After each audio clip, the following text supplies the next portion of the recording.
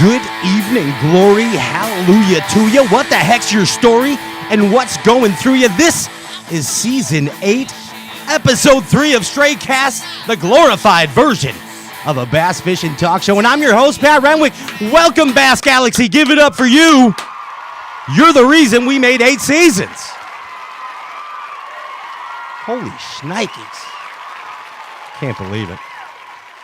Loving it. Loving it. Do. Hey, all right. Another show, another Wednesday night, and we're together. Get this going on as we draw closer to the Bass Opens, or the Bass Elite Series opening day, I should say. The anticipation grows. What's the date? I think Feb 16. A month, just a little bit less than a month away. The Bass Elite Series opening day commences. And celebrating that, we're kind of been bringing you some legends. Last week we had Larry Nixon. I hope you guys enjoyed the Larry Nixon show. We really did. Go back and take a listen if you didn't. And tonight we bring you Elite Series legend, the one and only David Fritz. That's right. David Fritz is coming aboard the Stray Cast Crazy Train tonight. He loves Ozzy. Fritz does. Yes. I'm loving it. Hey, not just David Fritz, okay? But guess who else is coming on? He's a big Fritz head. Is that a thing? A Fritz head? I don't know. I'm a Fritz head. You know who's coming on? Dave Mullins is coming aboard. Bassmaster Elite Series Tour Pro. David Mullins coming aboard the Crazy Train as well tonight. Hey, but that's not all. Just when you thought it was safe to go back in the water, get this. The Bass Historians return. Boom!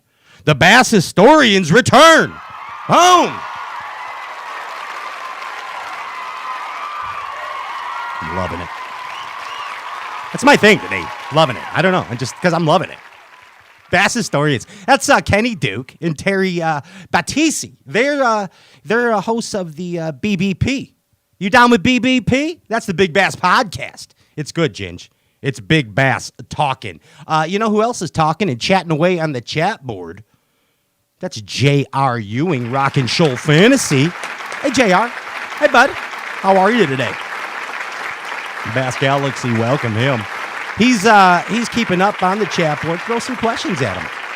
We might get him to David Thomas Fritz a little bit later on in the show. Want to remind you, like and share this live Facebook feed. Of course, as we talk about every week, there's multiple chances to win. Tonight, only 2. Sorry. Usually we have 14 to 17, but tonight there's only 2. But they're amazing. Get this. First prize giveaway. First prize in order. They're both equally amazing. Is the Tin Cup Whiskey swag bag giveaway. That's right. Give it up for Tin Cup Whiskey. It's the official brown liquor of Bassin. Matt Robertson's blowing my phone up. Maddie's blowing it up. Also, another like and share contest tonight from Berkeley. It's a mess of Fritz sides. Compliments Brad Rutherford, David Fritz, and Berkeley Fishing. Yes. It's so easy. It's so dang easy. It's so easy. All you got to do is like and share the live Facebook feed. It's your op to win both of these prizes. 2 opportunities to win cool stuff tonight. You know who's full of cool stuff? Up to his red gills and his red on the head like a red on the head producer should be? Man alive, it's Andrew Ellenberger. Yo. He's a Ginger Ninja. What's up, Bass Galaxy? What's going on, Ginge? Nothing. How do you do it, Ginge? I don't know. How do you do it? A lot of Mountain Dew. How do you do it, Ginge? You're out all day. You're up at like 4 a.m.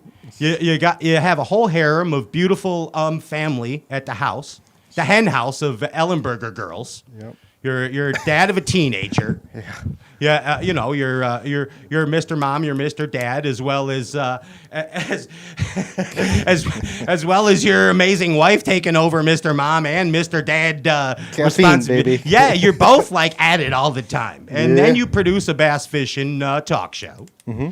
And now you got more bass fishing talk shows to produce. That's correct. What in the world is going on here, Ginch? So Saturday we have the debut of Pedal Pirates. Pedal Pirates. With Mr. Nolan Meyer.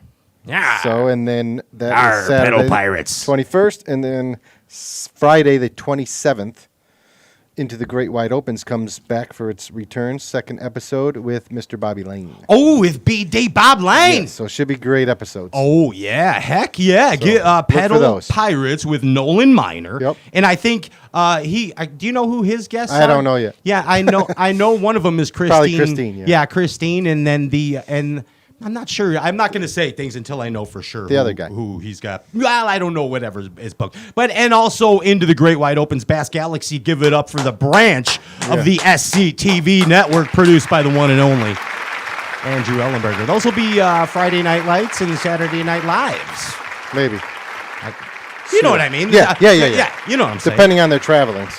Yeah. They'll arrange it. Yeah, we'll get it. Andy, cool like and shares tonight. Yep. The Fritz side giveaway. Like and share the live Facebook feed as well as the Tin Cup Whiskey. Like and share the live Facebook feed. Hey, on that Pedal Pirates show, we're getting into the yakking. You know what I mean? So now it's our chance to learn a little bit more about the kayak deal and how half a spot fits into that. Because I didn't understand all the half a spot kayak tournaments, but now I'm going to learn more. You know what I mean? Mm-hmm. About Yak Durbin. Ginch, Sims boots. I got to tell you, Bass Galaxy, if you do not have the new 7-inch Sims boots, they come in like a white boner, and also in black. They're amazing. 7-inch Sims boots. Seriously. 60 degrees or under are for those boots. And then over that, you go into the Sims jumpers a little bit, the sneakers, the kickers, and then it's all Sims flip-flops. But don't forget about Sims footwear. It feels good on your feet. My feet is talking good. You know what I mean? Hey, Ginge, lightening it up. Impulse Lithium. Andy, you know who gets to run Impulse Lithium this year? Not just amazing Bass Elite Tour pros left and right. The Weidlers are bringing them on left and right. A whole team we're building. But guess what, Andy? You're going to get to run some impulses this year and really get into it. What do you think? Looking forward to shedding some weight. Yeah, look at that. You're going to get into one single 36 unit. That's a unit. We like to call it a unit, Ginge. Check out this unit. Ginge Fritz Side Love. Let's go. Available at omniafishing.com. I wonder how many Fritz sides Dave Thomas Fritz is actually responsible for selling in his period of How many think are in passing. his boat? Yeah, I don't know. Well, last time I talked to him, he didn't have that many. He's burning through them. He just, you know what I mean? He just straightens and pulls them straight off on that braid. You know who's a winding maniac and a flipping fool? You know who is? And you know who is no stranger to the brown liquor? The Bass Galaxy knows this gentleman as the one. It's time for the Whiskey Gypsy. Wow! Zada-bada, yeah. What's going on, guys? I'm feeling very David Lee Roth right now. Yes. You sound good. Thanks. You sound good. Yeah, I got the pipes of an angel. You know what I mean? Yeah, you do. Yeah, but like Fergie. Yeah, Andy you said. do.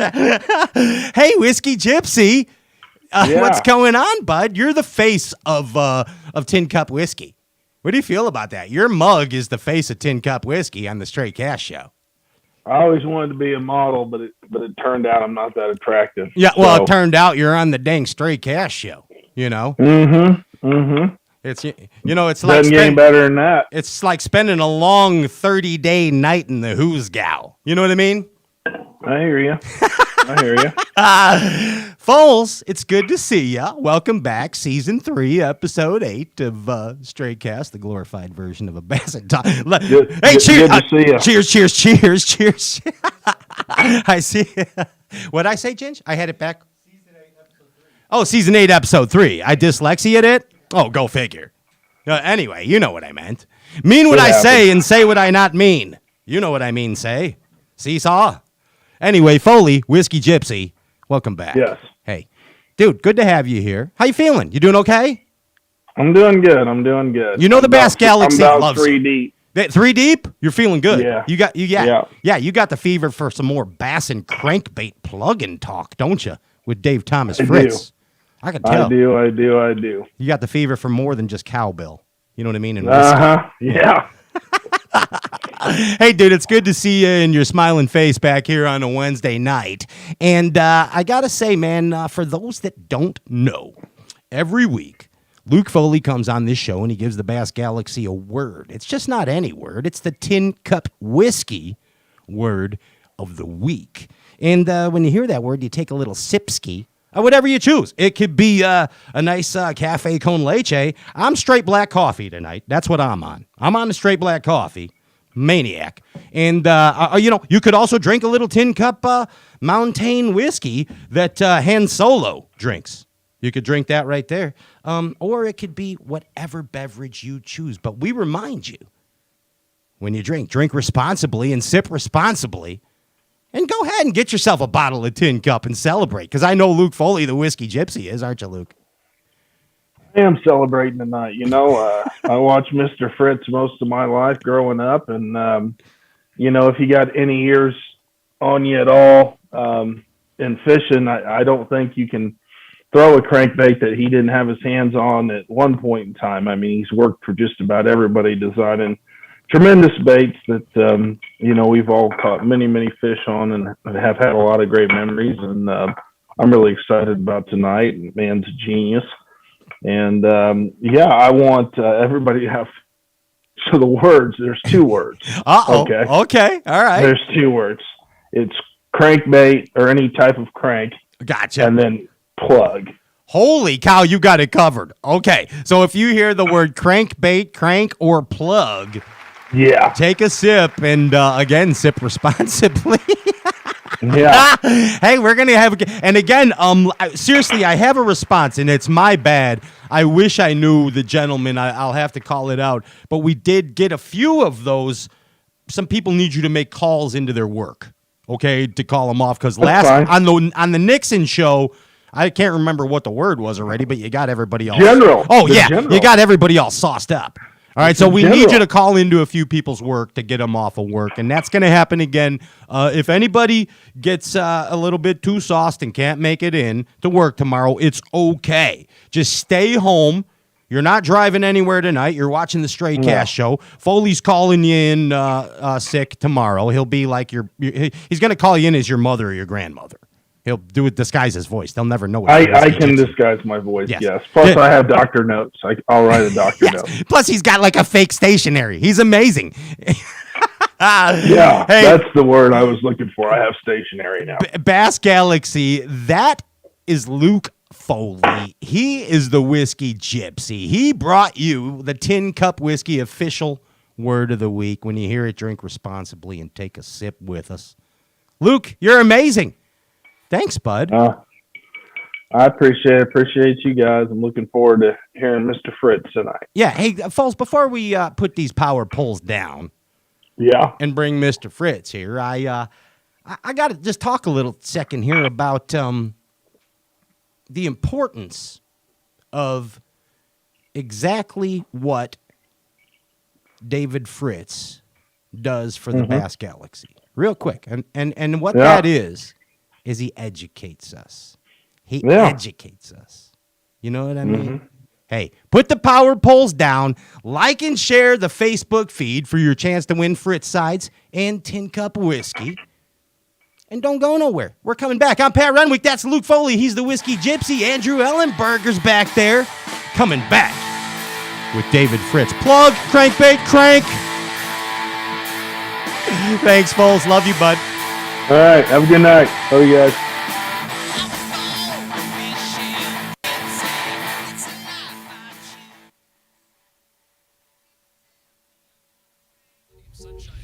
Come on, man. Let's roll.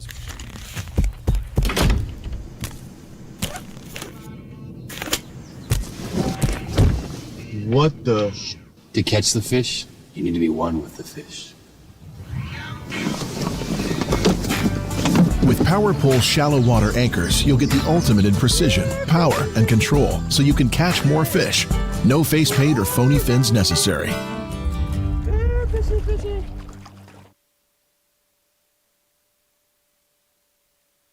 This is the mountain, and this is mountain whiskey. Unspoiled, untamed, forever wild. There's no safety net, no way down. Up here, it's just man, and the mountain, and his tin cup. Tin Cup Whiskey. Mountain whiskey.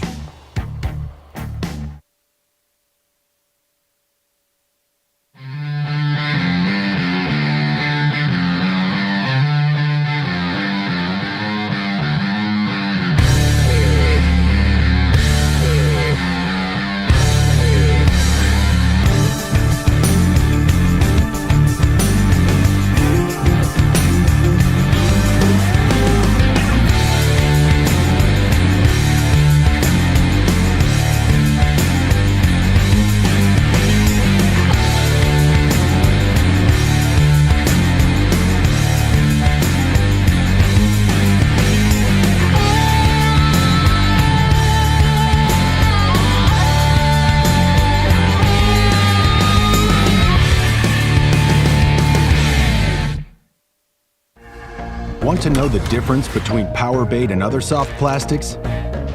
Ask the fish. Berkeley scientists have. Thousands of flavors tested on thousands of fish. Natural. Man-made. Every bait that's ever hit the water. No matter the shape, size, or color, power bait is the only one that is scientifically proven. Fish bite and will not let go.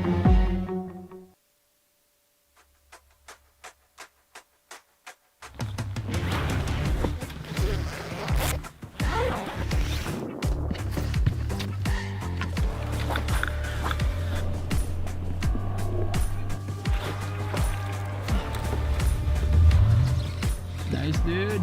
Yeah, buddy.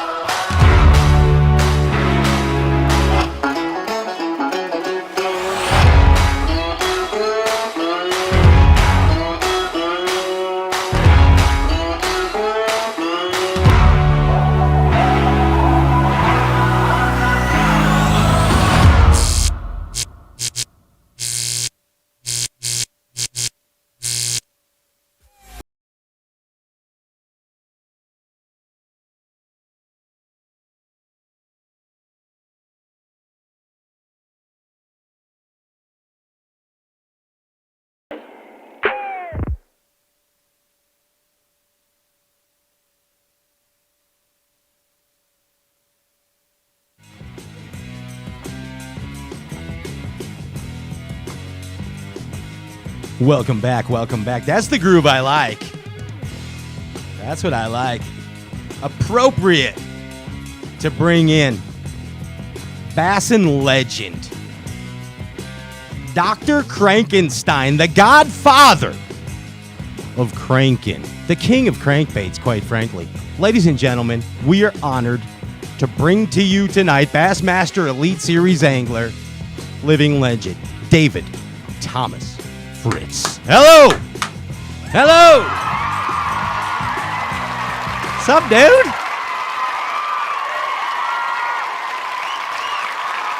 Can't get this crankbait to run right. Yeah, you got it. You tuned it, David. It's tuned now. Unless you wanted it to veer to the left or the right a little bit, but you got it tuned back. Hey, welcome back to Stray Cast. It is so good to see you, and you look amazing, David. You really do, bud. Well, I'm feeling pretty good. I mean, I'm not where I want to be yet, but I'm feeling quite a bit better. Okay, well, you look like, and no disrespect by this, but you look healthier than the last time I saw you. Not that you look super unhealthy, but you have a good glow to you now. You know what I mean? I don't know if it's just the lighting in the Fritz household or not, or are those amazing trophies behind you, but you look good, bud. You look good. Thank you. Yeah. Thank you. Yeah, I'm pretty good. I really am. I feel better. I just ready to work on some crankbaits. Okay. I like your style. Hey, our goal is to educate here as well on Stray Casts, and for those that don't know, David Fritz, you've been at this 35 years going on now? 35, 36 years as a pro? Full time since 1989. That's just full time. Okay, gotcha. Well, I don't know. I'm a bad mather. I need Matt Robertson for that. So yeah, I mean, I've been fishing since. Well, my first big tournament I ever fished was 1981. So that's 80, 90. That's what, 40 some years ago.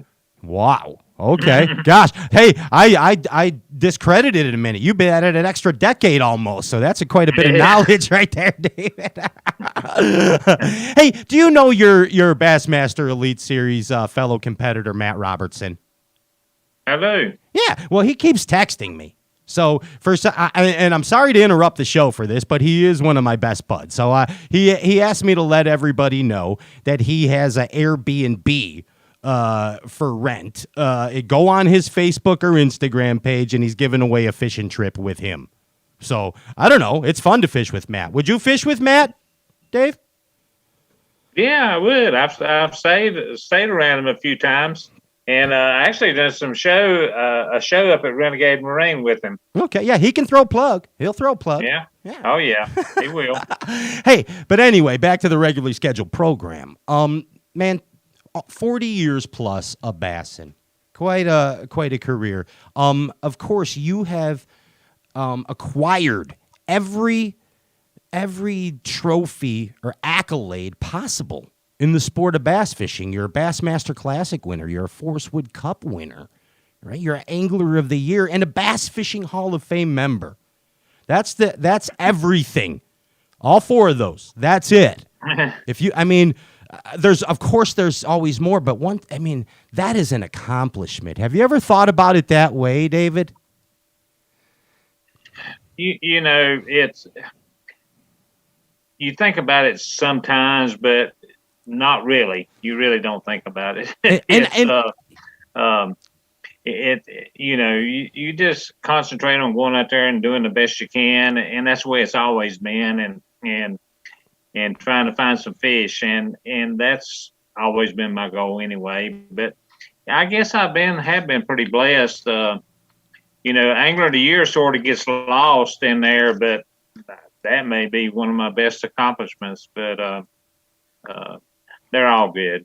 Yeah, and again, I should rephrase it as the most amazing accomplishments possible in bass fishing. All right, because they really are, David. You did it. You did that. Not every angler achieves that. All right, and that's something. Bass Galaxy realized that. He hit the quadfecta right there. That's Dave Fritz. He's the dude. Forest Wood Cup, Bassmaster Classic, AOY, and Bass Fishing Hall of Fame. B-Hoff. Wow. Pretty amazing, bud. Pretty amazing. You are one of the most decorated anglers, obviously, and you also have such a flurry of excellence when you're on. Do you know what I mean? When David Fritz is on, you're on, bud. Like 93, 94? Man, come on. How was that? Those were special years to you, weren't they? They really was. Sometimes you get in that right little groove. It's like you can't do any wrong. And then when you're out of that groove, you can't do any right. But it sure is good to be in that groove. And I've been blessed for several years of being in the groove. So, and back when, a little old style fishing to what it is now, but still, man, I think about it every now and then. I think about, man, how in the world? I mean, it's like fish jumped in your boat. You didn't even have to catch them. They just jumped in your boat. You didn't have to think about catching them. You're just limiting out every time. 20-pound satchels, Dave Fritz. Yeah. Oh, man. I mean, it's amazing. And think about it. Of course, you got a Bassmaster Classic in there that year. You got an AOY that year and victories that year in bass fishing in BASS. I mean, what was the magic that year? What was different that year? Can you pinpoint anything that really made those 2 years or that flow different than other years of your career? I really can't. And I've thought about it, and I don't know. It's just everything was going my way. I had a good, clear vision of what I wanted to do when I went fishing, and they just always worked. I mean, there for several years, it is like, I'm thinking these fish are going to be at the mouths of the creeks, or they're going to be on the main lake, or they're going to be up in the creeks, and they're going to be about 10 foot deep. And then I'd have me 4 different crankbaits tied on, different colors, and one of those colors was going to work. So it's just, a special time. I gotcha. So you said you were clear visioned. Clear visioned. Is that creative visualization? You just talked about, are the fish going to be in the creeks, or what crankbaits am I going to have tied on? Was there more of a creative visualization from you at that period? Well, it's more of thinking about all the times I'd fished that particular week or within a couple weeks, and the type of lake it was, what I'd done on other lakes. And it was just, I couldn't make a wrong move. Gotcha. It was like, know what these fish are doing or what they're supposed to be doing. I just got to find a group of them. And I was always fortunate enough to find a group or two of fish. So, but no, it wouldn't, a lot of, believe it or not, a lot of times, this is on your mind 24 hours a day, and you're constantly thinking. And I don't know. It was just a special time where I didn't make a bad move. I done exactly what I wanted to do. I threw the way I wanted to throw. I wound the way I wanted to wound, and the fish bit like they're supposed to. Hey, I mean, it all came together, the perfect storm. That's beautiful. That's beautiful. Did you have premonitions those years, though? Were there premonitions involved in 93 and 94 about tournaments?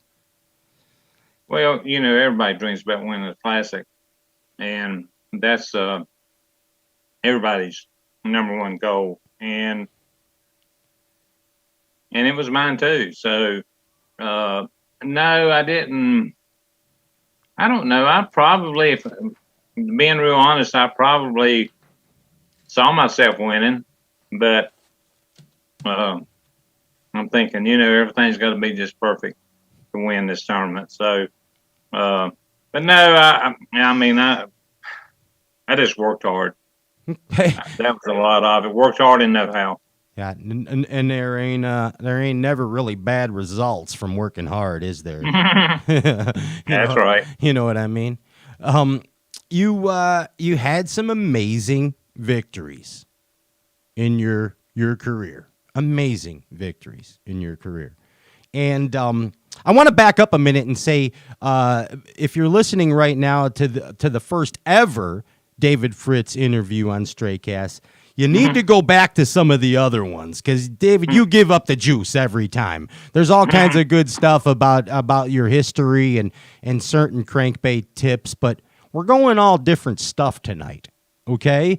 And we're going to get a little deep and technical, and we're going to get into you, the tournament angler, and how you use a plug to catch fish and cash checks, okay? It's ultimately all about that.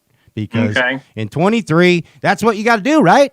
You got you got catch fish and catch chicks. Down to it, down to the nitty gritty. All right. So I want to talk about a couple, or basically your major wins right here. And I might be scrambled. I kind of Rain Manned them when I wrote them down, but so they might not be in chronological order. But what I'd like you to tell us, David, is the bait that you won these events on. And the tackle you were using, all right, and just maybe a little briefly about the pattern, what you were throwing it around. You know what I mean? Mm-hmm. Can you remember this? Have you read your own history book or no? I can probably remember some of it anyway. You've been burning shrubs all day again. You've been burning brush piles. I have been. I got enough brush. I could fill any lake full of brush on every point. That's amazing. Hey, don't inhale the brush pile burning fumes. Don't do it. Well, I can't smell, so it don't bother me. Yeah. So. That's why you're in such a great mood and look so great. Yeah. All right, here we go. First one, let's talk about your Forest Wood Cup victory. All right. That was 97? 97. 97. Yes. And on an odd lake, like I guess it's an odd lake. Ferguson, right? Ferguson? Yeah, it's Mississippi River. Okay, so yeah, I mean like, but like what? Ferguson's like a pool of it? Yeah, Ferguson is where we took off from, and there was a big backwater slough there. Gotcha. Okay. I mean, everybody was fishing the whole river, but I actually just stayed in Ferguson mostly. And that was just one of those tournaments where my mom, Lord, and she has never fished to amount to anything. I learned all my fishing from my aunt and my uncles, and so I tied her on a Carolina rig. And I actually just told her to drop it out there, hit the button, told her how to work the luge reel, and it was amazing. I was going down the bank, and what I was doing is looking for cover under the water that you could not see. And most of the fish were fairly shallow. The water was dropping, but they were 5 to 8 foot deep. And until the last day, and the last day they got deeper than that. But she kept catching these 7 and 8 pounders and never caught a bass in her life. And it was one of those things where she'd say she was hung up. I said, "Yeah, you're hung up on a big one." Wow. and she found a lot of the key places that I end up winning the tournament on. Well, look at that. That's a heck of a practice partner. Yeah, it was. It was. And my mom, I give her all the credit, but she had a big time, and that particular tournament, the water was falling, and that's pretty rare for Mississippi River in the fall, because most of the time they'll get some rain and it'll come up, but it was falling, and that's probably saved me. And it was one of those deals. I don't know what I had. The first day, I think I had 25 or 28 pounds right there close. Yikes. And I think Tommy Biffle was second with 12. So wow. Yeah, you were smashing them. What part of the Mississippi is this? Where are you at? Because again, in my mind, Like I love when you guys tell the stories because I'm thinking of it as David Fritz fishing in a lake, winning the Forest World Cup, which you kind of were, a backwater slough. But I'm glad backwater slough. I'm glad you jogged it about the deal now. But what was going on? Well, it's all flooded timber in there, or flooded willows and flooded, supposed to be a shallow water deal, but when the water had fell, all those fish that live there, and there's just a tremendous, it's sort of like Tunica is, it's just a lot of fish in there. Gotcha. Yeah, and I they had remember. moved out to the first piece of cover. And actually, I almost won the Millennium Tournament. I finished second in it, but the same exact way, finding the first cover away from the bank. And just straight banks. I mean, and you got to realize, too, we got no side imaging and all this bunch of stuff. We got stuff.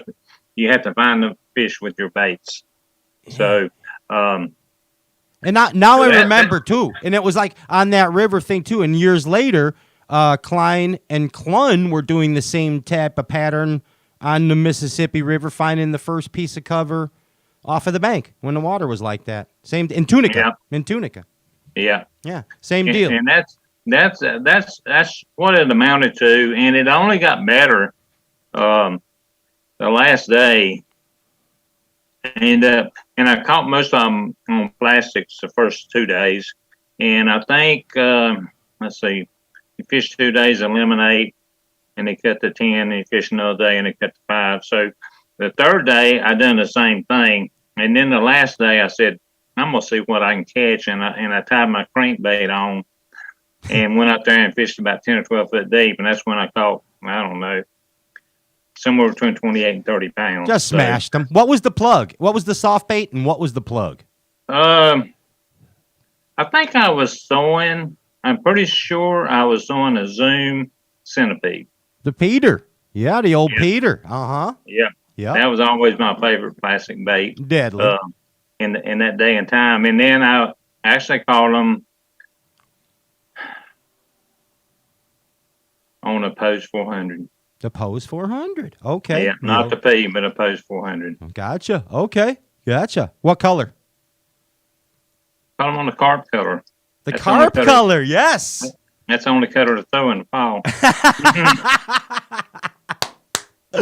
I love it. I love it. Hey, let's talk about 94 and a very important win, and also a lake you're revisiting this year, and that's Lake Seminole. Your 94 win at Seminole. What was going on there with you, bud? Well, I actually drew a guy in a tournament, and he's not with us anymore, and he lived in Chipley, Florida. And I drew him in a tournament, and he let me take my boat, let me do whatever I wanted to do. He says, I fish out here all the time. I sort of know what these fish are doing. And he showed me what the fish were, how to catch them. Okay. And shallow cover, a lot of it's grass, and a lot of wood too. But he showed me a few little secrets, and I'm not going to. Don't talk about it. You got competitors listening tonight, so don't get too. But just tell us this then. On Seminole, I want to know the bait. Can you tell us the bait? I caught him on a Zoom lizard. On a Zoom, the old Lizzie. Look at you. I did. What color Lizzie? I caught him on June bug. June bug Lizzie. Yeah. I did, and that's the lizard was young then, back in that day and time, and I'd caught a lot on a lipless, on actually a lipless crankbait, which was a cotton cordell, the old spot, and the cotton cordell spot, and I was using a half ounce, and I caught a lot of fish on it also. But the lizard was the money bait. And it was one of those deals where I just sort of stumbled on this too. You cast up there instead of start working it. You have to let it sit there for about 15 or 20 seconds, sometimes even longer. And then your line would just go, boom. I mean, after this thing just sitting there, and I'm thinking, man, I don't know if I can do this all day, but I got used to it. And that's how I caught all the big ones. That's all right, man. It worked out good. I hope it works out like that for you this year. Yeah, it'd be nice. At Seminole. Hey, you had to win 93 and 99 at a place that must be very dear to your heart over in Virginia, didn't you? 93 and 99. Pretty cool, dude. Bugs Island. What was the baits and what was going on there? Well, Bugs Island's where I learned how to fish. It was my favorite lake. I actually won 2 Redman regionals there back in the Redman days, back in the 90s, or back in the 80s and 90s. One of them was 91, I believe. But I just knew, I guess I wasn't a local there, but I was a local. But that's where I learned how to crankbait fish, and that's where you learn all the little tricks and ins and outs. And that particular tournament, 93, that was an invitational where we fished, or top 100, and we fished with, we had somebody in our boat with us. It might have been invitational. And it was just one of those deals where I was throwing a post crankbait at that time, and I probably had a post crankbait that would run 2 foot deeper than most people had one that would run. And it sort of helped because the fish were on cover, but they wouldn't piled up. You'd catch 1 or 2 here, 1 or 2 there, and you just had to keep moving. But I knew the lake good enough where I could make a stop 300 yards from the bank, make 1 cast, hit 1 stump out there. So I got a lot of notoriety over the years for doing that. Lining it up. Not bad at all. That's pretty hard to do. No I know, GPS bud. now. I know. Back in the day, come on. Yeah. Straight line up. That's talent. That's talent. Buddy. Yeah. That's talent. Yeah, but I had an advantage. It was just one of those things that I knew the lake good. And the whole key to Bugs Island is being able to figure out where they're biting at. What section of the lake are they biting? Are they biting up the river? Are they biting around Grassy Creek? Are they biting around the dam? Are they biting up in Nutbush? And once you figured out where they were biting and what time, it was easy. And fish get real timely, and they get more timely now. But knowing that they're biting up in Eastland Creek at 1 o'clock to about 4 o'clock. They were biting in Nutbush early in the morning, and just by figuring all that out, it made it pretty easy. And that was determined by years of experience or the practice periods on these tournaments? Well, knowing how that lake is was one thing, but just from practice. And a lot of times I would go and I would stay all day in one area. And then I'd go to another area the next day, stay all day. I'd go into another area and stay all day the third day. And whenever I would get my bites, I really paid close attention to what time it was. And usually when they started biting in that area, they would bite good for 2 or 3 hours. And then that'd be the end of it. And knowing that, in 3 days of fishing, and knowing where to go in the morning, where to go the middle of the day, and where to go in the afternoon, that's how I won those tournaments. I got you. Now, do you still apply that principle in practice? Well, I try to. So you spend, like a lot of guys are like, so the elites have 3 days of practice usually, right? Yeah. And a lot of guys are check this spot, check this spot, check this spot. But are you still like spend a day here, spend a day there, spend a day there, learn when they're biting? That's what I try to do. And most of the time, fish are a lot more heavily pressured now, and that don't hold as true as it used to, but it still holds true to an extent. Wow. Okay. These fish and these lakes, they really especially during COVID, they just get so Yeah, they got hammered. Yeah. Yeah. That's what our buddy Aaron Martin's always used to tell us. He's like, yeah, I could go to Logan Martin before COVID and literally catch 50 to 60 spots. And then during COVID, you catch 20 and think you had an amazing day. Because there was 56 boats out there on a gosh darn Tuesday. On a Tuesday, Dave Fritz. Hey, a lot of people's favorite David Fritz win.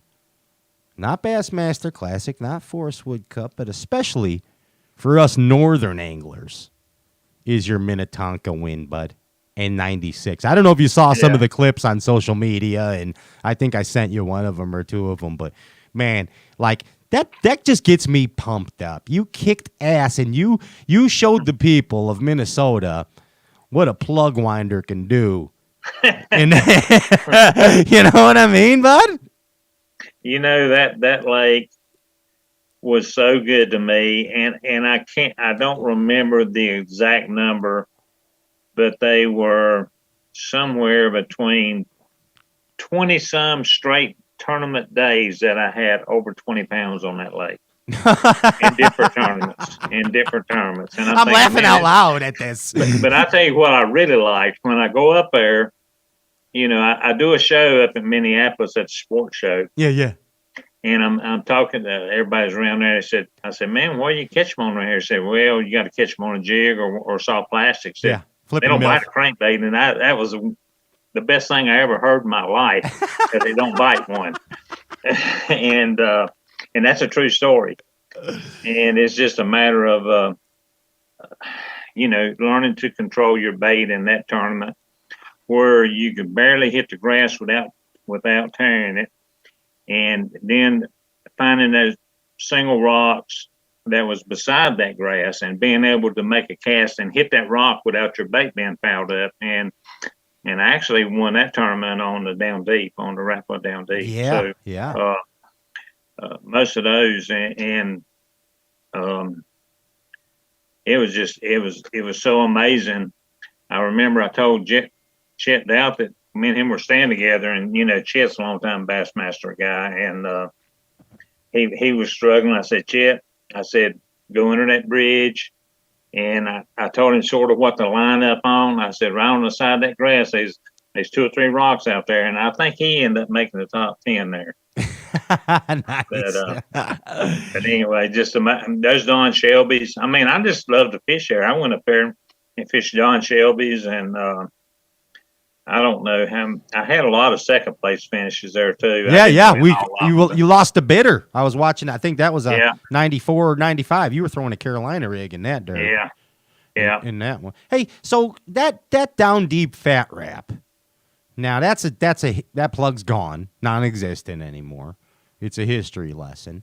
Yeah. But, I mean, I don't know. I've asked you before, and I'm not sure that you're being 100% completely honest with me, Mr. Fritz, because I asked you if you did anything to modify that lure before, and you just say, "Well, it's got a good deflection." Yeah, like you just deflect the question by saying the bait has a good deflection. What did you jack with the bait at all? Did you do anything?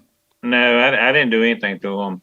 The thing with the down deeps you had to understand was they're probably only going to be good for one day. And those were definitely baits that you had to have 20 or 30 of, because only 1 out of 20 was any good. Are those the ones you were putting quarters on? You were putting quarters on and sending those back to Mark, right? Yeah. that sort of, and I got some in my box. I mean, and it's so crazy, and it's hard to fish because when it hits the bottom, it wants to skip to you. And I think that triggered a lot of the fish, and people just didn't like that.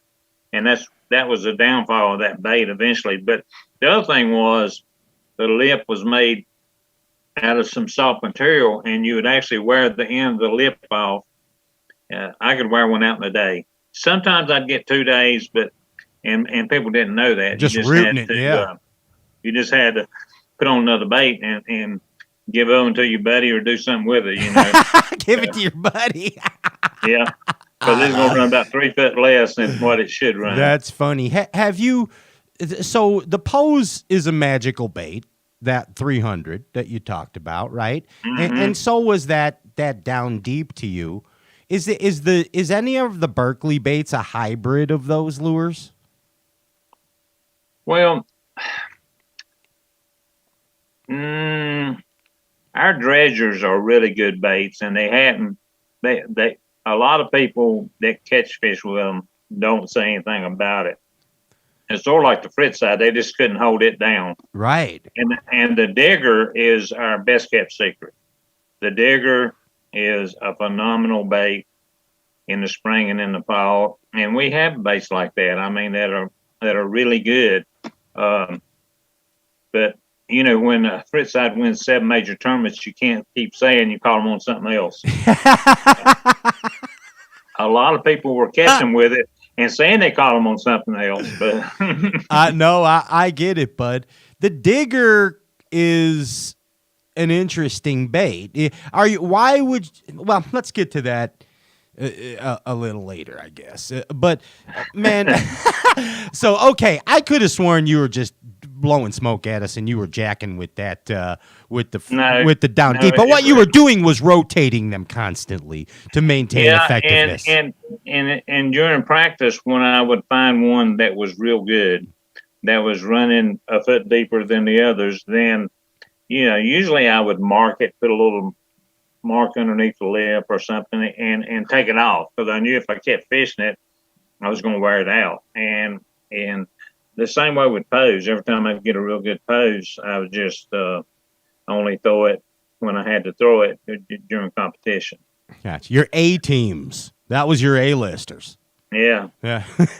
Hey, we have one victory left to talk about. You know what that one is? Bassmaster's Classic? That's a BMC. That's right, man. That's a Bassmaster Classic. Little club derby. You know what I mean? You happened to get that one, didn't you? What was going on? Dave Fritz wins a Bassmaster Classic. Boyhood dream. And you did it. What was the baits? What was going on? What'd you win that event on? Tell everybody. I ended up winning. Actually, it was a couple different baits. The Post 400 was one of them. My main bait, Ed Chambers was making it at the time. Pose ended up making the bait, but it was a flat-sided bait, just like what the Fritz side is. Actually, the number 9 Fritz side is a spitting image of it. Okay. And that number 9 Fritz side will catch the biggest fish in the lake. You don't believe me, you tie it on and try it. But it's more consistent. But Steve Blazer made the original ones, and then Ed Chambers, he acquired those baits or that design or his molds or whatever, however he made them, I think from Steve. And but that's the bait that I could pull up and catch a limit in 10 minutes. So it run about 8 or 9 foot deep. And it's the way it deflects, that action that goes side to side instead of swimming. And so that's why when we come out with the Fritz sides, that's why they are so much a hit. It's one thing, they're consistent. You buy 10 of them, all of them are equal. Yes, sir. I mean, every single one of them 100%. 100% equal. And, when I figured out how to make plastic act like wood. And that is, it only took me about 20 years to do that. But once we figured that out, we got the consistency in plastic, but a bait that acts like wood. And I don't know. I've been involved in crankbaits all my life, and I have never seen a bait that's sold like the Fritz side bait. The Fritz side's amazing. It's simply, and not just because we work for Berkeley, but it simply is an amazing plug. It catches fish always. I rarely get skunked on it. But tell me this, before we go further on this, you said you finally figured out how to make a plastic plug act like wood. What's the key thing? Is it those weights at the bottom of the Fritz side? Was that what did it? Well, if I tell you, then everybody's going to know. All right, tell me this. Oh, go ahead. Go ahead. Tell me. Go ahead. Just tell us anyway. Tell us the secret. Yeah, we're not. All right, Andy, stop the live, and just this is just for you and me, David and Andy, right now. They're gonna fire you if we do that. Yeah, But, I know, no. All right. But there's several things involved in it. I can tell you that.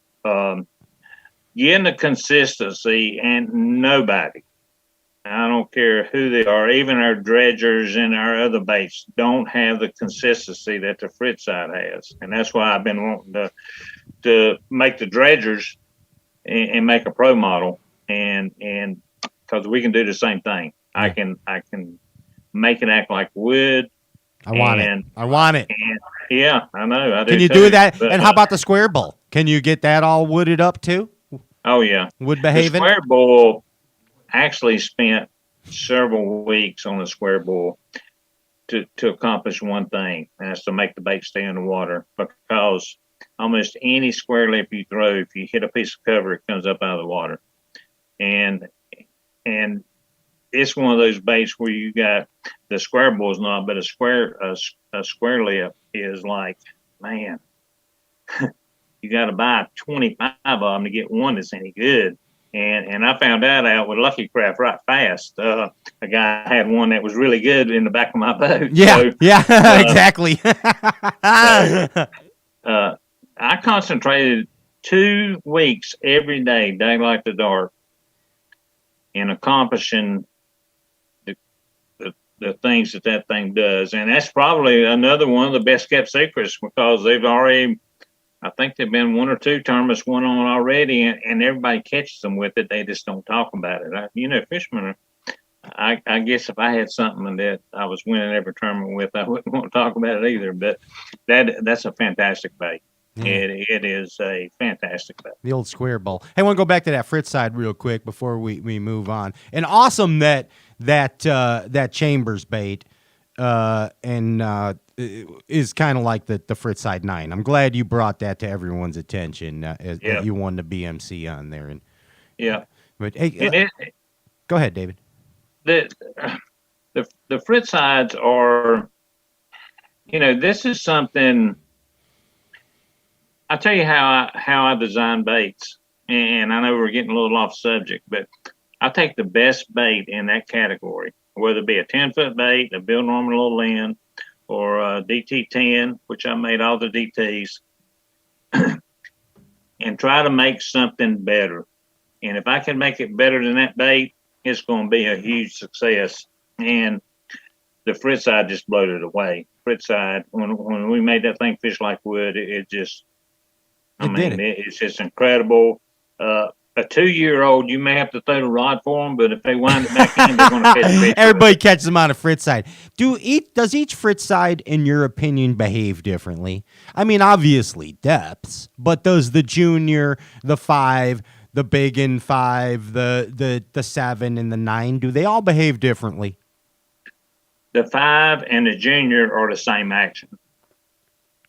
In other words, they got that twist that no other bait has, and that's what makes it so effective. The twist? Yeah, it actually... Show me with your hand. Hold it up higher. It goes from one side to the other like this. I see. Okay. 3/4 of an inch, 3/4 of an inch, and not very much of this. Mostly roll. Side to so side. More of a roll. Yeah, okay. It has more roll, and there's nothing made that has that roll. And one thing is, to get that much roll, you can't make a bait run right, but we figured out how to do that too. So that's why they track it so well. That junior. That's why we worked on it for 3 years. Yeah. So what about the big one in the other ones? What about the big one in the big one? The big one is a different bait. It has more side to side, like so, but it has a little of this too. It's more like a injured shad. And Bobby Lane won the red crest on it or whatever they call it. Yeah, on that crawdad color. Yep. And Bobby Lane made me feel probably as good as anybody's ever made me feel.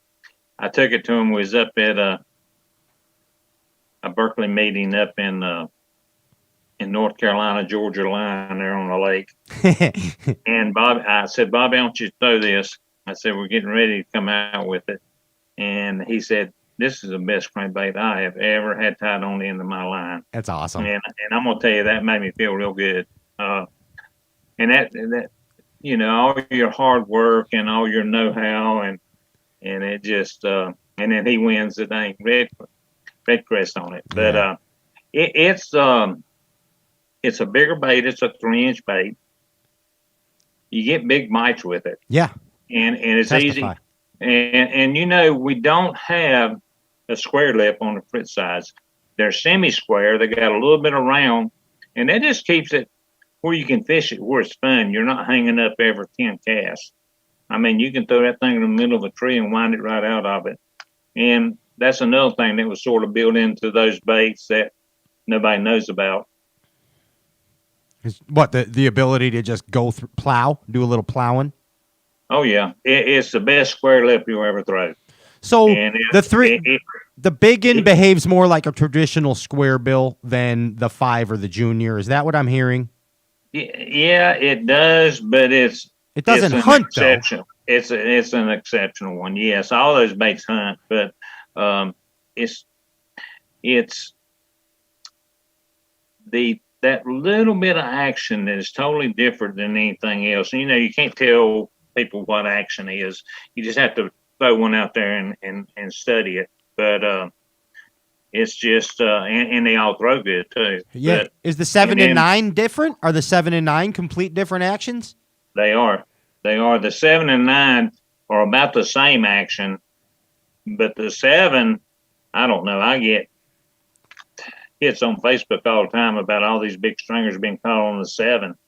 And, you know, it's more of a cold water or hot water, because there again, this bait does this. Can you see me okay? Yeah. I got you. I'm following you. Just a little subtle side to side. In a real tight way. It hasn't got a lot of this. It's more. And see, that's the way the one was.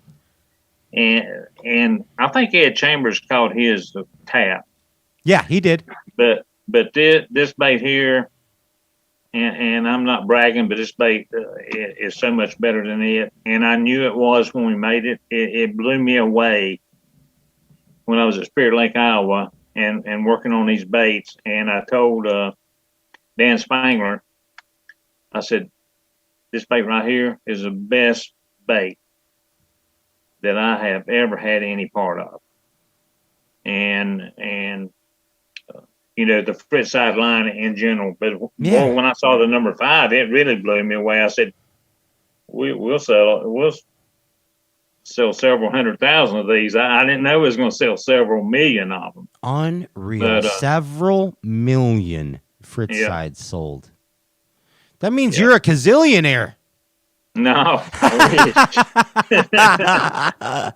I wish. But still, that's an impressive amount of bait. So I want to sum this up because I really learned a lot. And I'm a big fan, obviously. I catch fish on the Fritz side always. I got one tied on constantly. Yeah. And you need to tie that 9 on. I mean, in all honesty, we ain't talking about the 9, but that 9, I tested on Lake Hartwell.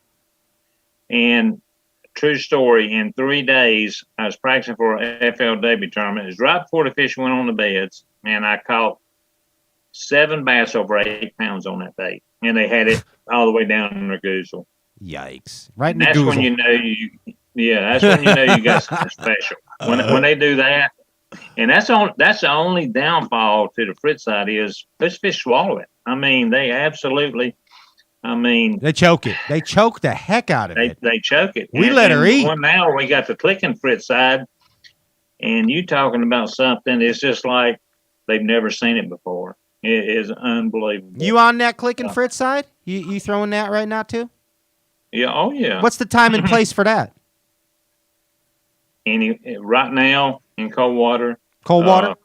Anywhere you go. I mean, the advantage of the clicking is it's already got a crawdad action, especially the junior and the number 5. And when you add the click to it, it sounds like a crawdad. All right, I'm picking up. So What you're not putting only down. do you have the action of a crawdad, now you have the sound of it. Okay, I like it. Okay, I like it. Hey, so I'm going to summarize this and tell me if I'm wrong. This is what I learned from you. All right, I wrote it down like a good student. So the 5 and the junior have a roll to them, and I don't know if you can see my hand, Dave, but it kind of rolls. Yeah, Subtle roll. that's right. Okay, That's right. The biggin is more like a traditional souped up square bill on steroids, and it's got more of a swagger. Can we call it a swagger? Yeah, more of a wiggle. More of a wiggle. All right. Yeah. Now the 7 and the 9 are tight, super tight, like a tiger, right? Yeah. Tight Super, action. super tight. Yes. They have very little wiggle at all. They go down and they're pushing water from side to side, but the bait is moving like this versus that. So, and that's always been a big key to cold water, and always been a big key in hot water. You know, when I won the Classic, the water was 94 degrees at Logan Martin, and Yeah. And the fish had come up because the oxygen was depleted down. They didn't have the oxygen down deep. So then you had to go catch more sluggish fish. But that bait, The tight one does it then. In the hot Oh, water yeah. too. Okay. yeah, Good yeah. tip. Hot water, tight wiggle.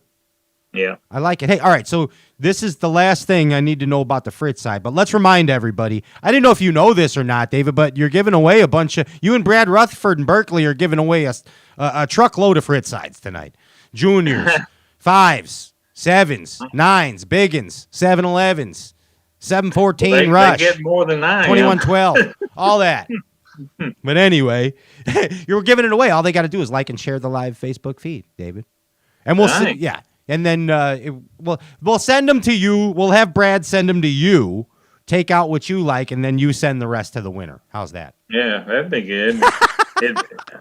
Because I have bought almost every one I've got. Dude, I'm telling you, man, them plugs, they're hard to come by. Hard to come by, bud. I got offered $200 a piece in Texas. I was down there fishing, and 2 guys come up, and they said, "Man, you got any red number 5 Fritz sides?" I said, "I just bought 2 before I come down here." And they said, "We'll give you $200 a piece for them." Wow.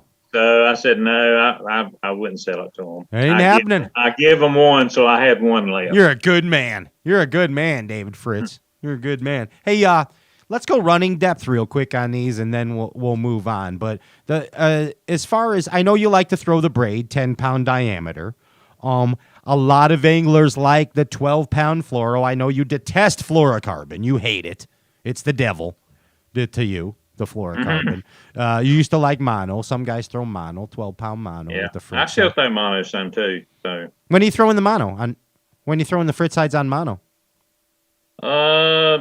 usually if I go down to a lighter line, like if I'm in real clear water, like Lake Murray, Lake Hartwell, or some of those lakes, I will go to 8. And when I throw 8, I like to throw mono. Yikes! 8-pound line on a Fritz side? Let me tell you something. What the heck is wrong? And I've been doing this at some of my seminars, and people just can't believe it, but you know, your crankbait is doing this. Well, when you got the line attached, your line is doing that too. Yeah, of course. So the bigger that line, the more it slows that up.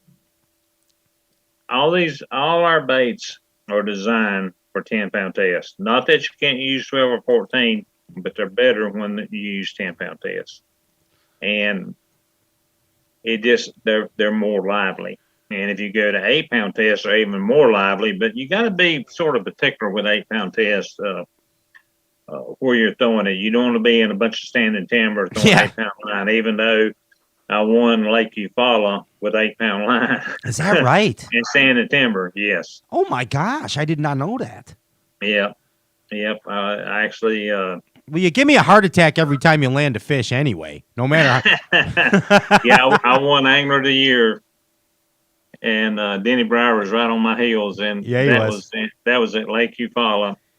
and I was fishing with Harold Allen, and I caught one over 9 pounds, and he got me hung up in a tree, and I dropped my little Gitterback lure retriever down there, caught my line, pulled up, and Harold says, "Hey, you got the line." And he grabs the line, and he hand lines one that was 9 pounds in. Oh my gosh! And he told me I was the luckiest man he'd ever been in the boat with. Did he? He probably said a Harold, few expletives too and superlatives. Yeah. Unreal. All right, running depth, real quick, and then I think we got the Fritz side down. So let's say 10-pound diameter. What's the average running depths for Fritz side? The junior is about a 3-foot bait. Okay. And you got to realize if you hold your rod up, you're going to make it run 2 foot shallower.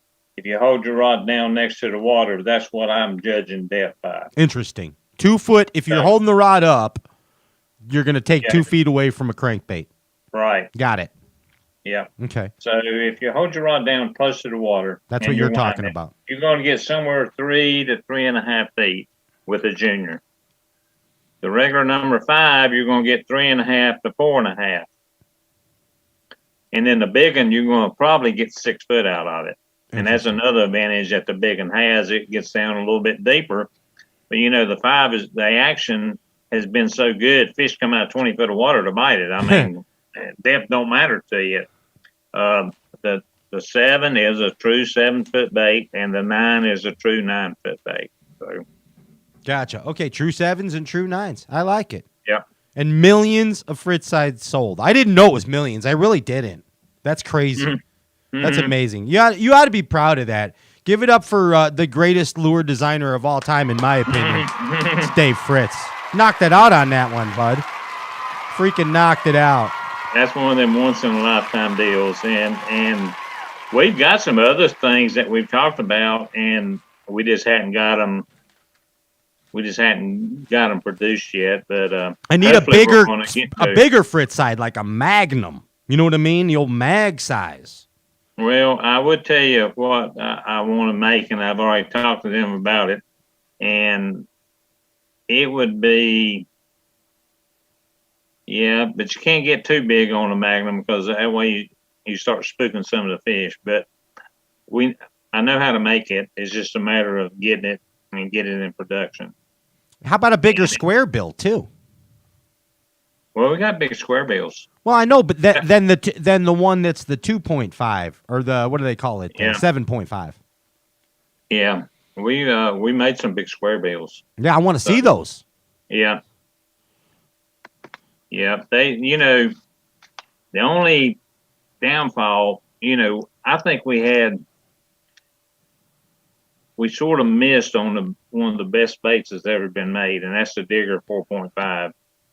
And when you put something out there and it don't get bought immediately, it sort of gets stowed on the shelf and it sort of gets took out of the lineup. Yeah, but they are the 4.5 Digger. Yeah, the 4.5 Digger will eat a DT6 up any day of the week. Wow. 4.5 Digger. 4.5 Digger. What's that? How deep's that run? It runs long cast, my loose rod reel. I can get 6.5 out of it. Okay. So I mean, the thing is, and everybody knows what a killer bee is, the old killer bees, and they used to have a killer bee 1. That was one of the best tidal water baits ever made. KB1, yes sir. And and this is a souped up version of it. Is that right? It's an improvement of the killer bee. They've been about 10 people asked me how to get them because they had bought them and saw what they did, and it's just sort of one of those deals where they just sort of got, we had a 3.5, a 4.5, and then we still have a 6.5 and 8.5, but we made a 10.5 and a 14.5 in it too for fishing timber. But the 4.5 is definitely a jewel that just got overlooked. Interesting. That's like awesome. I say, and I made the DT6, and this bait will eat a DT6 alive. Huh. All right. I got to find some 4.5s then. I got the other ones. Hey, man, you came back to the elites in 17. All right. You've had your ups and downs in the elites, and a lot of it to do with health issues, David. A lot of it to do with health issues. And you 23, we're looking forward to you kicking some butt, man. And you got some. Well, I'm looking forward to it too, because I definitely feel better. I tell you, 2 years of just struggling to have energy and to get in the right mindset. And I've got long COVID. I've still got long COVID. That's where you can't smell anything and you still don't have your energy. But when I had this procedure done in December, that's getting me off some medicine. And I think the medicine is the thing that has really hurt me more than anything, is just the way it makes you feel and the energy it takes from you, the making your joints hurt. I mean, there's just so many side effects to, medicine's a great thing, but it's also a terrible thing too. Yeah, I don't want to get into all that, but I'm glad you're feeling better, bud. I mean, I really am. And 23, the whole Bass Galaxy, Bass Nation is looking forward to you kicking some butt. So I got to ask you this about 23. You remember 93, 94? Remember that amazing can't do no wrong David Fritz? You know that guy. You know him. You know that dude, right? Yeah. What derby would you expect you to kick ass in? 93, 94 David Fritz, and now you're coming at the 23 Elite Series. You got, I mean, what do you got over there? You got Okeechobee, you got Seminole, you got Murray, Santee, Lay Lake, Sabine, Clare, St. Lawrence, right? Champlain. Am I leaving any out? 9 derbs, man. Which one do you feel? Which one do you feel in your heart? Well, I always do good at Okeechobee. It's sort of feast or famine. Yeah, you won there. You won there. Yeah, I've won 2 tournaments there, and so I always look forward to that. The thing is, the water's high, and that makes it a little difficult, but I'll still be able to throw something around and catch some. So I'm feeling good about it, and I'm really excited about Seminole because it's been forever since we've been there. Just to see how much has changed, or if it has changed, and how the fish are acting. Sabine River, the last time I fished there, I thought I was going to win that tournament, and I didn't even hardly catch anything. Wow. And it was just one of those deals where, I don't know, the fish were there, but I just couldn't catch them. Interesting. But yeah, that's a feast for famine. And I enjoy fishing that river. I love tidal water anyway, man. That's where that 4.5, and I got some of them. Yeah, you'll be throwing that 4.5. I promise after tonight, and then when this podcast drops tomorrow, there's going to be people looking for the Digger 4.5. Yeah, I promise. That's like I say, including myself. That's a killer bait. I mean, that is just it's probably the best digger out of all of them. And like I say, I don't know where you're going to find them at, but somebody's got some in a store somewhere. They're like old Bagleys, They're sitting around now, ready for the picking. Hey, right. Hey, you know who's a huge fan of yours, and he's coming up here in a little while. He's like probably your biggest fan. I don't have a clue. Yeah, David Mullins is going to join us here in a little bit. Oh, okay. Yeah. So, but I want to ask you a couple things, and then we're going to bring David in here. And I want you to just educate us and be thorough with it, but really punch us with the facts. You know what I mean? Punch us in the face with the facts. All right? Get brutal. Okay. Get brutal with the facts. Okay? All right. All right. So I'm going to break this down, and I need to know what crankbait David Fritz picks. I want to know how you pick a plug.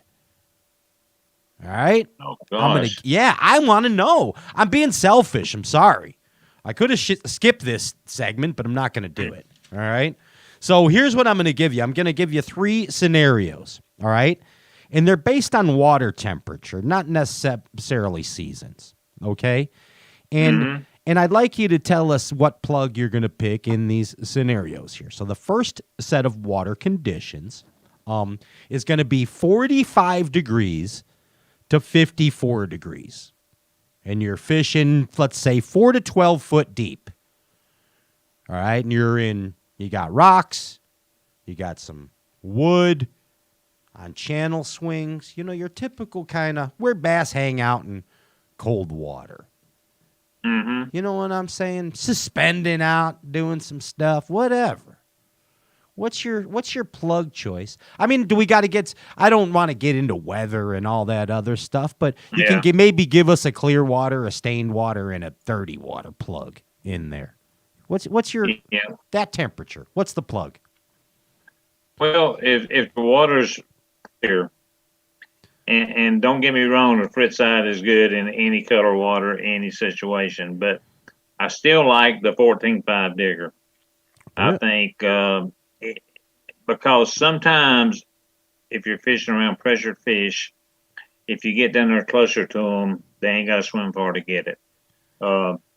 If the water if fish are aggressive and they seem to be hungry, and which they usually are that time of year, then obviously, I'll be honest, the number 9, Fritz side number 9, because I have caught so many big fish on it. And if I had a limit and I needed to catch a big one, that's what I'd have tied on. So, and obviously the 5, I mean, that's what everybody's throwing, the 5 and the big one. But the 14.5 is another sleeper, and it's one of those baits that... In the digger, not the dredger. No, it's in the dredger. Oh, you said, okay, dredger, you're saying. Yeah, dredger. I got you. And that's a cold water plug to you. Yeah, it is. And it's, that bait, if you're fishing, even when it's cold and you can't cast as far as you want to, it's still going to get down to that 10-foot depth. And 10 foot is a key depth when it comes to water temperature 50 or below. Now, once it gets above that, then the fish sort of come up a little bit. But that's, and a lot of times they're on vertical stuff, bluffs and such as that. So I would have that tied on. I'd have me number 9 Fritz side, and obviously I'd have a number 5 Fritz side. That would be the 3 baits, whether the water is dirty. If the water is dirty, and I'm talking about, can't say 2 inches in the water, that's where your digger is going to kick butt, because it's pushing waters and it's making a little bit of noise, and that's when the killer bait was always good. Yeah, I got it. In dirty water, I mean, and that's when that digger is an unbelievable bait. All right, hey, most underrated bait we have. The digger is like the killer bee, right? The digger 4.5. It's similar, but better. But better, okay. Everything we make it better. And the dredger 14.5 is the cold water plug because it's still getting down to 10. Yep, and it's a 2.5-inch bait. Got it. I know. So I love it. All right. Good. That's beautiful stuff. All right, here's the next temperature. You ready? We're talking 55 to 65 degree water. Give me some plug choices. 55 to 65, I would be wearing a Fritz side 5, and I would have a 9 tied on. 5 and a 9. Because a lot of times you're going to get a really big bite, some fish that haven't quite moved up good yet. And it just depends what you're fishing, what kind of structure you're fishing, what kind of cover. If you're fishing bluff walls and stuff like that, where you're right there next to deep water, that 9 is a pretty good choice. The 5, I mean, that 5, I've seen it at Murray. I've seen it everywhere I've ever been. I mean, it's crazy that a fish come up out. You're sitting in 25 foot of water, and a fish comes up underneath the boat and bites your bait. Smashes it. Smashes like a dang shark eating a seal. Yeah. You catch them when they're bedding up, spawning on the Fritz side 5, because I do. I think it's a good search bait for spawning fish. It is. It's until they get locked down, it's a real good bait. Yeah, and that's where the 4.5 was so good. That's where in the 3.5, that's where we tested that bait at, and the fish were right before going on the beds, and it was just lights out. But I don't see, like you're telling me about the 4.5 digger being like the killer bee, but it's the body shape is different, completely different. It's similar, and the action is similar, but it's got a harder action. It's got more of a hunt to it. Interesting. You gotta try one. I can't believe and you had never. I ain't. You tell me all the time. So I mean, I know I'm going to detention after this, but every time you school me, you tell me to get a 4.5, and I still haven't done it because I catch so many on a Fritz site. What am I gonna do? You know what I mean? The Fritz side is more consistent. I mean, it's every time you cast it. I mean, you're not going to get a bite every time you cast it, but you feel like you are because you ain't got to make many casts and you're going to catch one. So, I mean, you're picking again plugs of your creations, which I love. You're one of the greatest lure designers of all time. Whether you know it or want to accept it or not, you are. And that brings us to the last element. Now, I'm going broad on this spectrum here, okay? Because we left off at the 65-degree mark. But now I'm taking us all the way 66 to 85-degree range.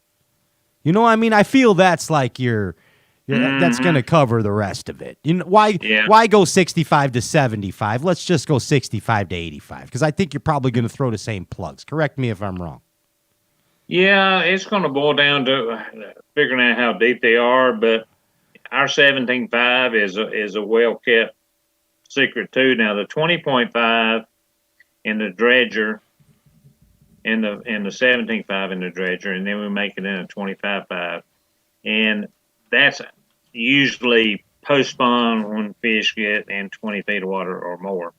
And usually sometimes that can occur though in post-spawn fish, but my favorite post-spawn, that temperature range is the 17.5. 17.5, and you're going outside and looking for some big posties. The 17.5 is an improvement over the DB3, and I think it's a little bit of an improvement over the post 400. So you're right there where most of your meat and potatoes is. Now, you get a little bit deeper than that, then you're going to have to go to a 20.5, which is you start falling into a big category there with a lot of different baits. But you're getting ready to talk to a man that lives on a lake that bait is dominant there. I mean, absolutely dominant. and he probably knows that. A lot of people do. And the Long Ranger colors, and actually there's no bad color in any of the baits we have. So that's for sure. That's for sure. Hey Andy, how we doing over there? We got any mystery guests? You still trying?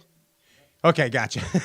Hey, so so you said that the Dredger 14.5 is kind of like the DB3. How deep did you used to get a DB3 running back in the day? Yeah, the 17.5 is. The 17.5 is like a DB3.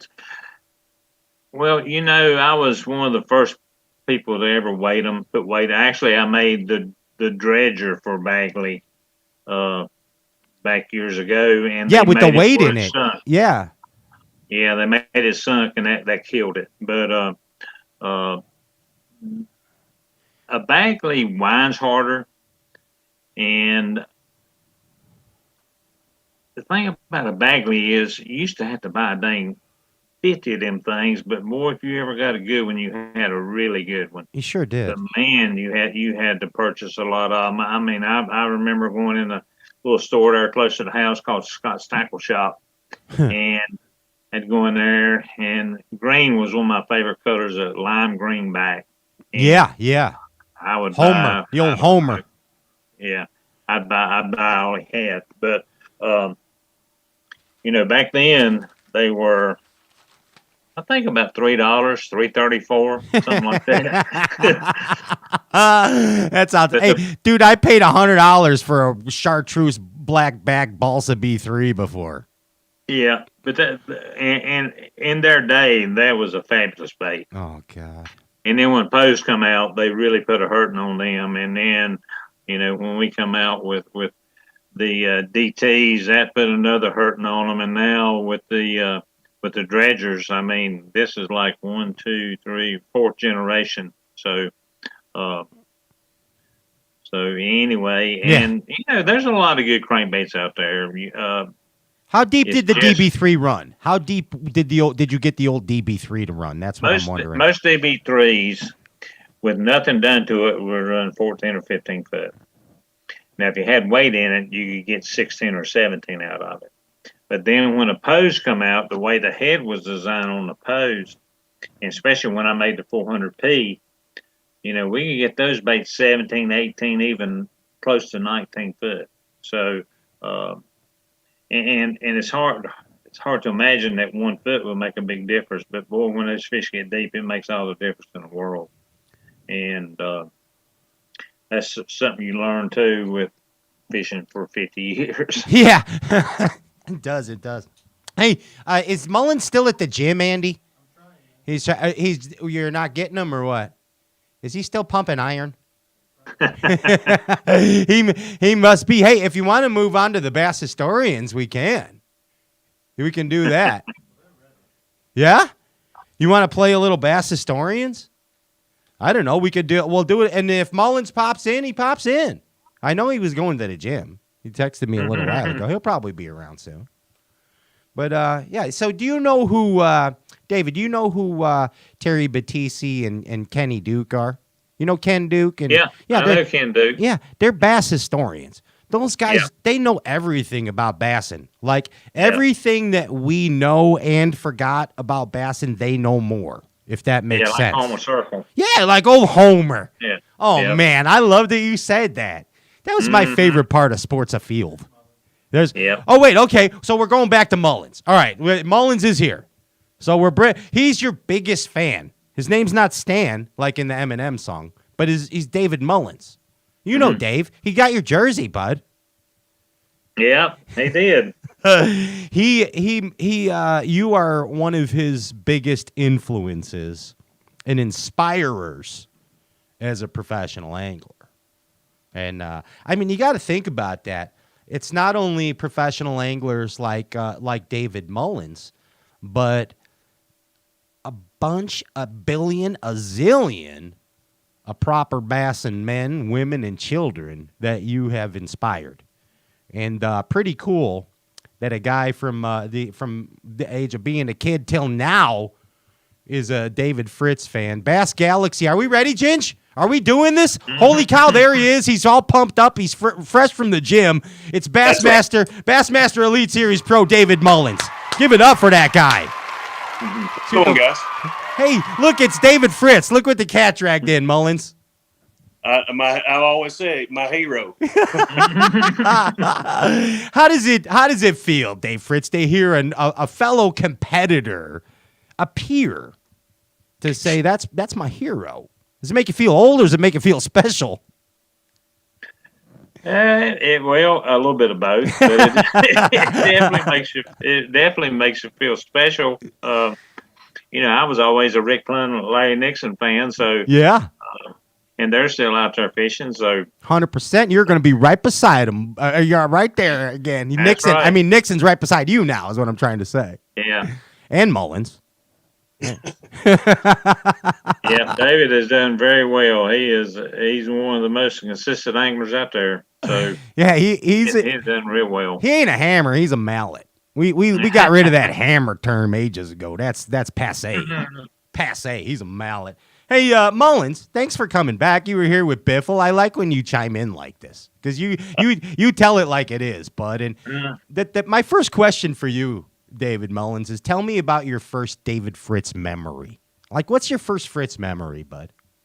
I think the Fritz legendary status was here because of probably like the Hungry Fisherman days when he come over here to Cherokee and pretty much dominated everybody and lapped the field, but I don't know if that was in the 80s. Probably in the 80s was when that was. It was.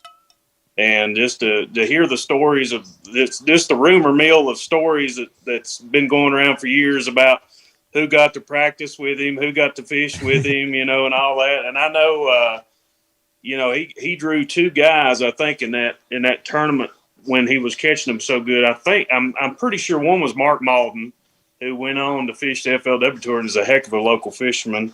And I think when Mark drew David that he didn't even have a cranking stick and went to Walmart like before to get a so-called cranking stick. That's awesome. And another one was a guy that I can't think of his name right now who ran the local the bite trail, Knuckles, something Knuckles, and Knuckles. That's a Bassin name. And he became a big crankbait fisherman. So David's always, for the local guys here, David's always had that influence, just the way he dominated Cherokee back in those days, and just in the area, that North Carolina, just the mountain people area. Yeah, no doubt, man. And I don't know if you saw on the Straycast stories, Straycast viewer Corey sent it in. It was an old wanted poster of you from you remember that one, Mullins, from back in the day? Oh yeah, the old Fritz wanted, Dave Fritz wanted, man. All stringers, heavy stringers. It said. That's nuts, man. I got that original poster up at Angler's Choice at the boat store in Lexington. Nice. It was from Strand. They're the one that created that advertising campaign. Old Strand. Yeah. So you remember Fritz from like way back, Mullins, like just smashing the local scene, I think I've got David Fritz magazines from Bassmaster from like 1994. It's like Fritz Secrets that I've still got somewhere here at the house that I probably read 100 times, and just that was just, it's the crankbaits is a big part of our fishing, and that was just he was on the frontier of the pretty much the father of all that, pretty much Godfather, damn straight. Especially it's deep cranking, and that's just something that I've always had just a love for. I don't know why structure fishing. I guess that's just growing up, on the headwaters of the Tennessee River. But gosh, I love throwing a big plug. Yeah, that's awesome, man. And pretty much you, just like everybody else, has thrown many of David Fritz's creations. I've always said that David winning all the tournaments he won and all this is all good and everything, but I think that his nostalgia or whatever is how good he can build a crankbait, and that's probably what's going to carry on through time. Is just how good a crankbait fisherman and how a designer he is. Really, one of the greatest plug designers of all time. There's no doubt about it. How old were you, Mullins, when all that was going on? When you first remember him on that local scene? Well, in like 94, I think I was like 12. Yeah. So I was at 8, 10 years old. I can remember sitting on the wooden floor at my neighbor's house watching TNN Outdoors, and it'd be Bob Cobb coming on there with the Bassmasters, and David would be reaming somebody over there on a crankbait somewhere. Just smashing them. What was that first plug you started throwing? What was the first plug you were inspired to throw? Mullins? Oh man, back when I started a 22, a DD22 was really hot because you didn't have to weight them as much as like you did the old Pose and stuff, and that's probably the first deep cranking I experienced. And then after that, it was a 3/4 ounce hot lips. I got you. Oh, the old hot lips. Yeah, I see what you did there. Hey, Fritz, how about you, David Fritz? Like, what was your first crankbait you ever fell in love with? First plug. Oh man.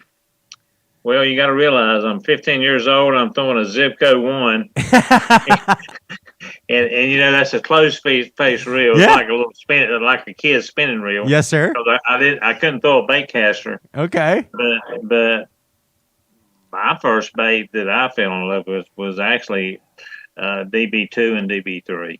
A DB2 and a DB3. Yeah, back in 74, 75. Deep diving plugs, just like Mullins. Yep.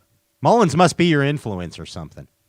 Well, one thing about it, I knew if I threw that plug long enough, I was going to catch one with it. Yeah. And every time I'd hit a rock with my worm, I'd jerk because I didn't know how to catch one with a worm.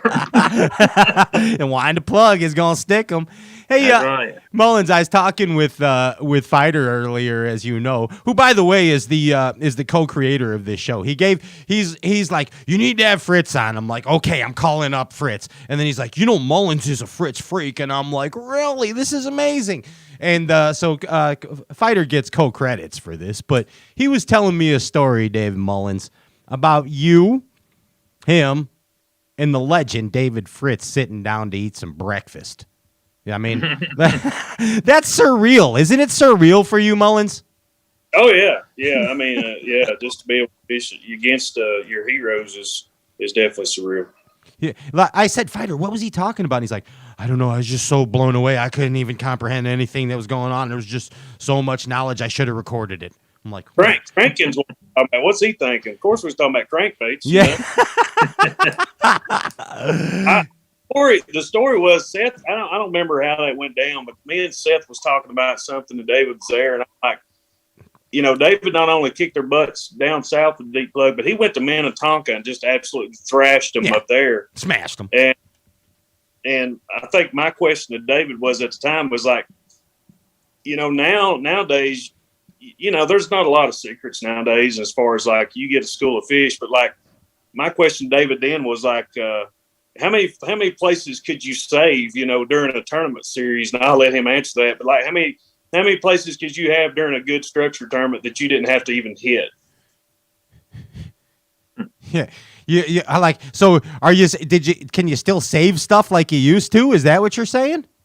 No, I don't think you can, but I'm just like, I'm jealous that David got to hit it when like it was untouched and now everything's beat all to death. But like, look, how many times, Dave, did you fish like in a tournament where you didn't even have to go to like your best couple schools? Well, to be honest, those were the heydays. I mean, they wouldn't. If you had 150 people in a tournament, you had 20 people that knew anything about fishing offshore, and usually I would go fish to where I thought might get fished. I never went to where I really knew I could catch me 20 pounds in 5 casts. That was my last resort, and I always saved them. And a lot of times I'd save them to the second, third day. And then sometimes you had to use them. But back then, Lord, they wouldn't. I mean, I remember in a Hungry Fisherman tournament on Lake Wiley, there was one stump out there in front of the marina, and it was about 300 yards offshore. And there was boats all the way down, lined up on that whole ridge. And I stopped there and made one cast, caught a 5-pounder. Well, then all them boats come over there. So I go Sight up and I fishing. fish some more. And then I come back and ain't nobody right there. So I stop, throw again, catch me another 5-pounder. But, those were the days. I mean, when most of the time, if fish were biting good, you were going to have 10 to 12 places that were just going to be, you catch 20 pounds off any of them. Just a matter of when you want to stop there. Mullins, and never had to worry about them getting fished. Mullins, he said he was like trying not to go to the spots where he could catch 20 pounds in 5 casts. He's trying not to go there, Mullins. David, how good was the cranking back when you won like the Hungry Fisherman or Jerry Ryan on Cherokee? Well, when I won Cherokee, I'd never seen that lake before in my life. And the water was flooded, and they told me I caught them on dry ground. But I never will forget that. But I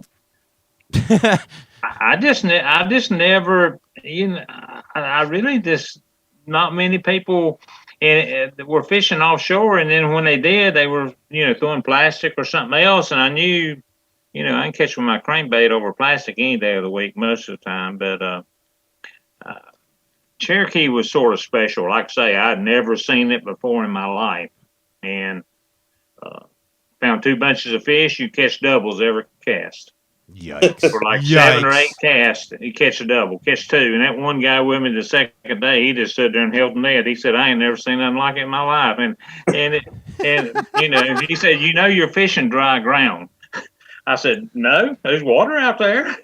He said, but it was flooded. But anyway, that's nuts. That was a special tournament. All the tournaments are special. You know, I won 5 Hungry Fishermen's in their championship and 4 or 5 golden blends. There's a lot of things people don't even know back in the day.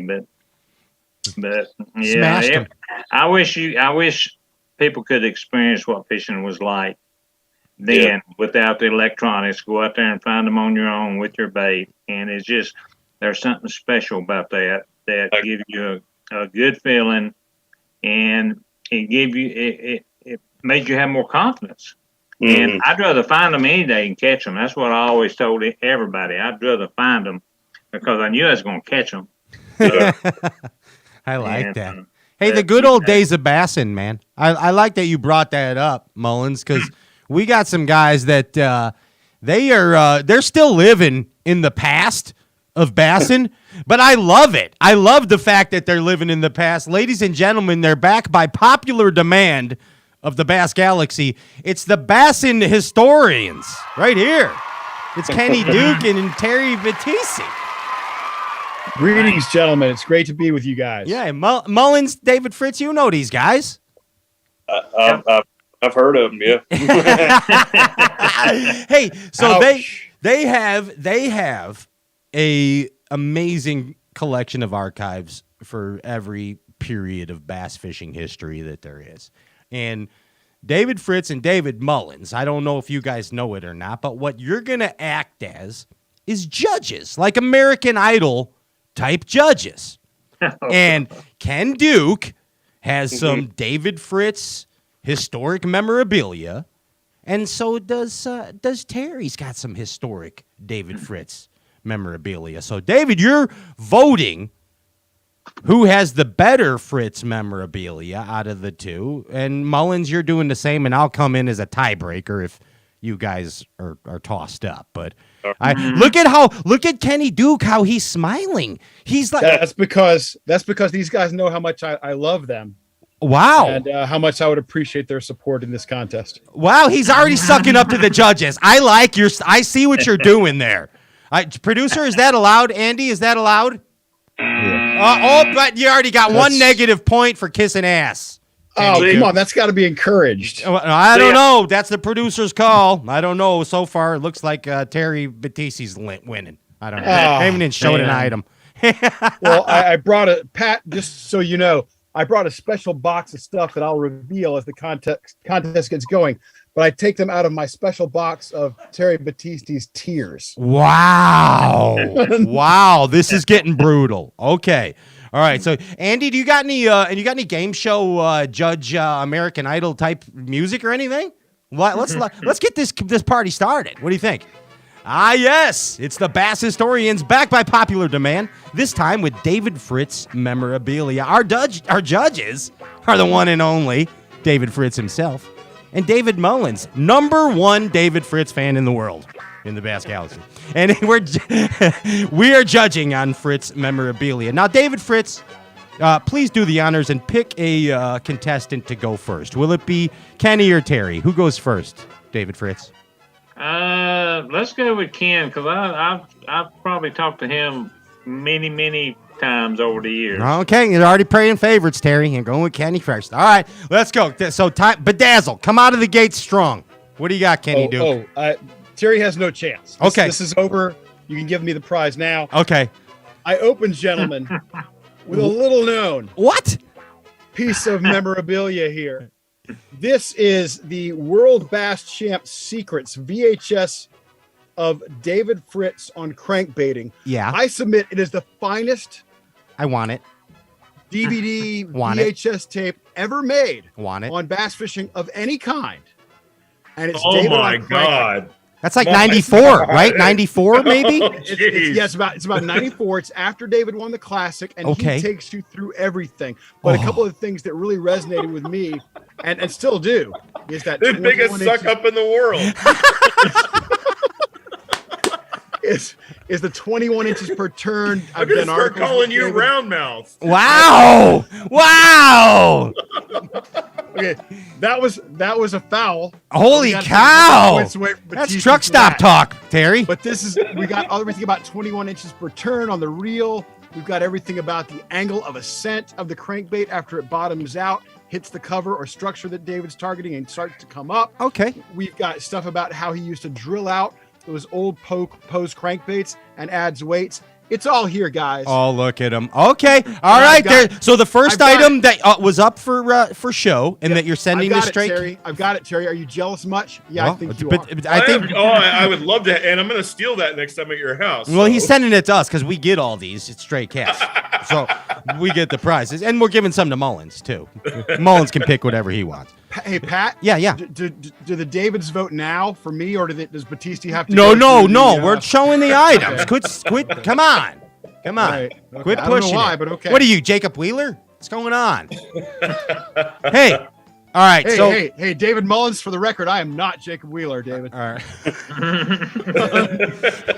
Hey. So come on now, Terry. I know you got something. All right. So this is what I have for my first deal. It's a Abu 4500C. That was my cranking reel. I had a Lew's BB1 too. It's here somewhere. Look at Terry. Right? Yeah. But this has got a 1981 Pose 400. Okay. Now you're starting to I bought this when I was 17 years old, and I grew up on the West Coast. This was the hot crankbait, and what we would do with them is we would pull the hook, the weighted hook out, and we'd drill it and put a 3/16 worm weight in there with an eye screw in it. Okay. And that's how we fished it, because we're fishing this bait in 20 to 25 foot of water. This has not been done. This is a Pose crankbait that does not have Pose on the bill, which predates it to, when Pose came out, which was like 80, 81, 82 era. Yikes. These actually came in a blister packed box. Okay. Not the fish, deal that everybody relates as the old Pose crankbaits. No, this is an OG Pose in a red crawdad. Interesting. I like it. Okay. So, all right. Terry, are you going to try and downgrade him? What's going on? You got you kind of already. No, I don't need he to. already went already. He already went. I've got. I would just like to point out for Mr. Fritz' sake that I do have the same rod. It's right here. I did stuck it into a ceiling fan. Whoa, but I do have the same rod. Yeah. I would have had the decency to at least go into my garage and pull out an old Lew's BB1 to put on it. Yikes. Rather than I see Mullins agreeing. But, I got the BB1 right here. Yeah, but that's on your spinner bait. I got it right here. Doing the best he doesn't have it matched up properly. It's on a pistol grip. Yeah, that's beautiful, but you should. But it is opposite. He gets 21 inches per turn. I think the Davids know who. All right. 4500 CB was a 21-inch per turn of the handle reel. Okay. It was the same as a Lew's. I admire it. I would have put the Ambassador on the pistol grip and the Lew's on the other deal. But anyway, let's go to our judges. Enough of you two, hooligans. I'm going to David Mullins first. Dave Mullins, what are you thinking here? Who you got? I like Terry's crankbait. I really did, but it's a flat out insult that he didn't take the time to put that BB1. The fact that he didn't put the BB1 on that cranking stick with the Pose matched up. I mean, that's a slap to Fritz's face right there. And he had it there. I'm saying he could do the courtesy of putting it on there to make it, unique and official. He's been sitting around watching the Flintstones all day. Could have put the dang on with my buddy Kenny. Right. There's a vote for Kenny Duke. Field's stacked. It's stacked. It's always stacked against Battisti. No, you got to bedazzle. That's the name of the game. David Fritz, what do you think about what's going on with these two gentlemen's items up for show? Oh, me. Who won? Well, who's better? I'm sort of impressed they both have a Saddle Flex rod, for one thing. Okay. And, that was one of the last rods made in that time era that was still made in the United States, and it was you could whip your dog with it. You could throw a crankbait with it. You could do about anything. You could actually shut your rod box on it. If you didn't jump on your rod box, you wouldn't break it. That's awesome. I'm pretty impressed with that. But Ken, I hadn't seen that tape in a while, and that I spent a lot of time making that tape, and I was probably as honest as I've ever been doing anything in my life, and showed exactly how to do everything with that on that video. The old pose, in the blister pack, they and that could be that probably wasn't a P if you had it in the blister pack, but it's that's where these pose come from. From California. Yep. They come from California, and actually the guy that owned it, that I was first associated with, was Steve Thon.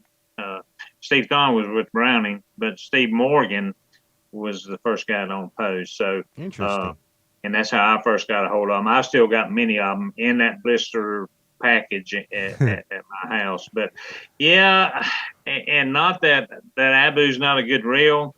But I'm gonna have to give the edge to Ken. Yeah, he screwed up. Thank you, David. Thank you. I mean, you really did. You really would have had a shot. Quite frankly, if you came out with that plug in the correct combo, I think you would have had a shot. But Kenny Duke's got the first one. Yeah, Terry, had you not insulted the man, I think you could have done. You might have screwed yourself for the rest of the items up for show.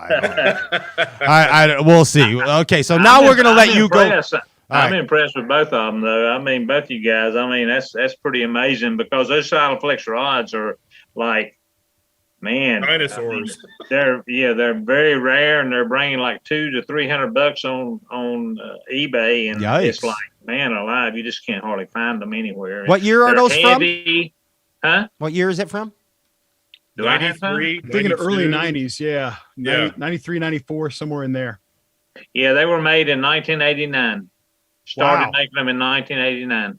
Interesting. Amazing. And Browning, Steve Thon with Browning is the ones that, because I'd won like 4 of those Redman regional tournaments, and so they decided to make a rod, and they were a big sponsor of Redman back in the day. So that's sort of where that came about. What was the original David Fritz cranking rod then? What was the one that you what were you using before the Silaflex? Did you template the Silaflex off of something?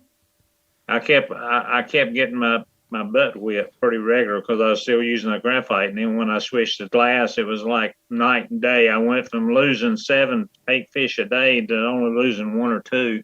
Gotcha. And that's where I really saw the light. And so, yeah, that is the original. The Browning Silaflex is the original David Fritz cranking rod. Amazing. That's awesome. All right, well, you got that one, Kenny. Terry, you get to go first on this one. You get the swing first. So Let's bring out some big guns here. Yeah, you gotta redeem. What I've got here. Whoa. Is a salesman's card of actual Poe crankbaits. Holy shnikes. These are 200s. Yeah. Yeah. And they're actual crankbaits. I see. Yeah. Dude, that's awesome. Yeah, that's pretty cool. I like it. It's one of my prized possessions. And I see a couple of David Fritz signature colors up there. There's the cream pie. There's the Homer. I see them all. Yeah, this is vintage, probably 1987 or 88. And it is. It's still intact and it's beautiful. It's mint. It is 10 out of 10, no doubt about it. That's a bedazzler. That's impressive, Kenny. I don't know, Ken Duke. It's not a 400 or a 300, but I don't know that they would want to put one of those on a color chart for going by the tackle stores or whatever. Well, it's awesome. It's flipping amazing. It's awesome. All right, Kenny. I don't know. It's pretty good. Very nice, and I'm sure that perhaps at some point David Fritz met the salesman who used that, so that's wonderful. Smashing. Oh my God. I'm going to roll out this 1993 official Bassmaster Classic cap. from that classic that David Fritz won.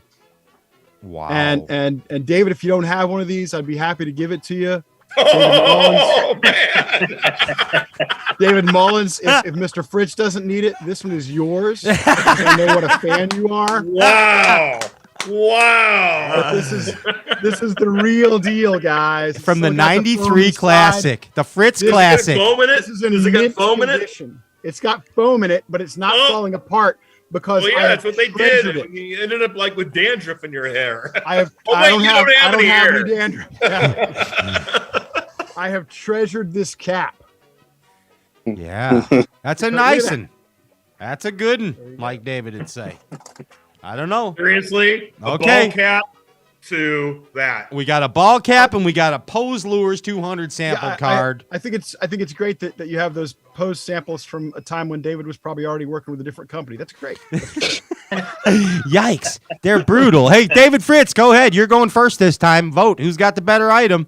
Pose sales card or the deal there with the cap, man, from your classic? I mean, man alive. I think I've got a few of those hats though, but man. David Mullins. 90 You got one of these, David? You got one of these? Oh, are you Yeah, going to I give got- him I that? got one- I got some of those too. Who's gonna win? Who's But got the better item? I'm gonna say that Pose Lures is probably more rare. Okay. because I don't know anybody else that has any of those. Awesome. Well, Terry's got the David Fritz's vote, the Crankbait King. What do you think, Mullins? I'm going to ask a question to Fritz here. Fritz, did you win more money on the 300 and 400 pose or the 200? Three and 400. That's Yeah. what I'm going with Kenny for originality. For the Oh, my God. You're like the you, Simon David. Cowell of this Hey, deal. David. Oh, man. you How want much do you pay Wow. him, You dude? want it, David? This cap is yours. Holy cow. Mullins, So if you want it, the cap is yours. You just let me know. here's what I got. I guess I got to come in, man, and decide this, right? So because we got a tiebreaker. So I'm sorry, I'm a bait freak, and I got to go with Terry on it. I'm sorry, Those Ken. baits don't have hooks. I understand, but it's beautiful and it would look great in over here. But Mullins gets that hat. Mullins gets the Mullins hat. gets the hat. Mullins Mullins gets the gets the hat hat. because Fritz already has one. Okay, promise, Ken. Mullins I gets the promise. hat. Absolutely. All right, bring it to the classic Absolutely. and give it to Mullins. I will have it at the classic for you, David. No worries. All right. See what I did for you, Mullins? I already told him I'd bring him the hat. Well, I affirmed it up, South Side style. That's how we do it, Chicago. That's what I'm I'll saying. have it for you on media day, David. All right, so all right, so Ken, you got that one, Terry. You want? I like it. That was a good choice. A good Thank choice. you. All right, Thank we're you. gonna bring it down. So this Tiebreaker. Yeah, this is the tiebreaker, final item. So you boys better make it good. That's all I'm saying. It's got to be good. All right, so who's we? Dave. Oh, we're at Kenny. Okay, Kenny's bringing up the first item here. I'm gonna try to go near and dear to Mr. Fritz's heart here because he mentioned the Ed Chambers baits, Oh. and Oh. I know that a lot of his money winnings through the years came by finding the fish and initially triggering them with a crankbait, but then going back in with a Carolina rig, with a centipede, with a lizard, something like that, and catching those fish. And I know how close Mr. Fritz was to Ed Chambers. Well, Ed Chambers was a friend of mine as well, and Ed gave me this box of his baits. Holy shnikes. Yeah, including he asked my wife. My wife was with me one time when I visited, and he asked her favorite color, and he signed a pink one for her.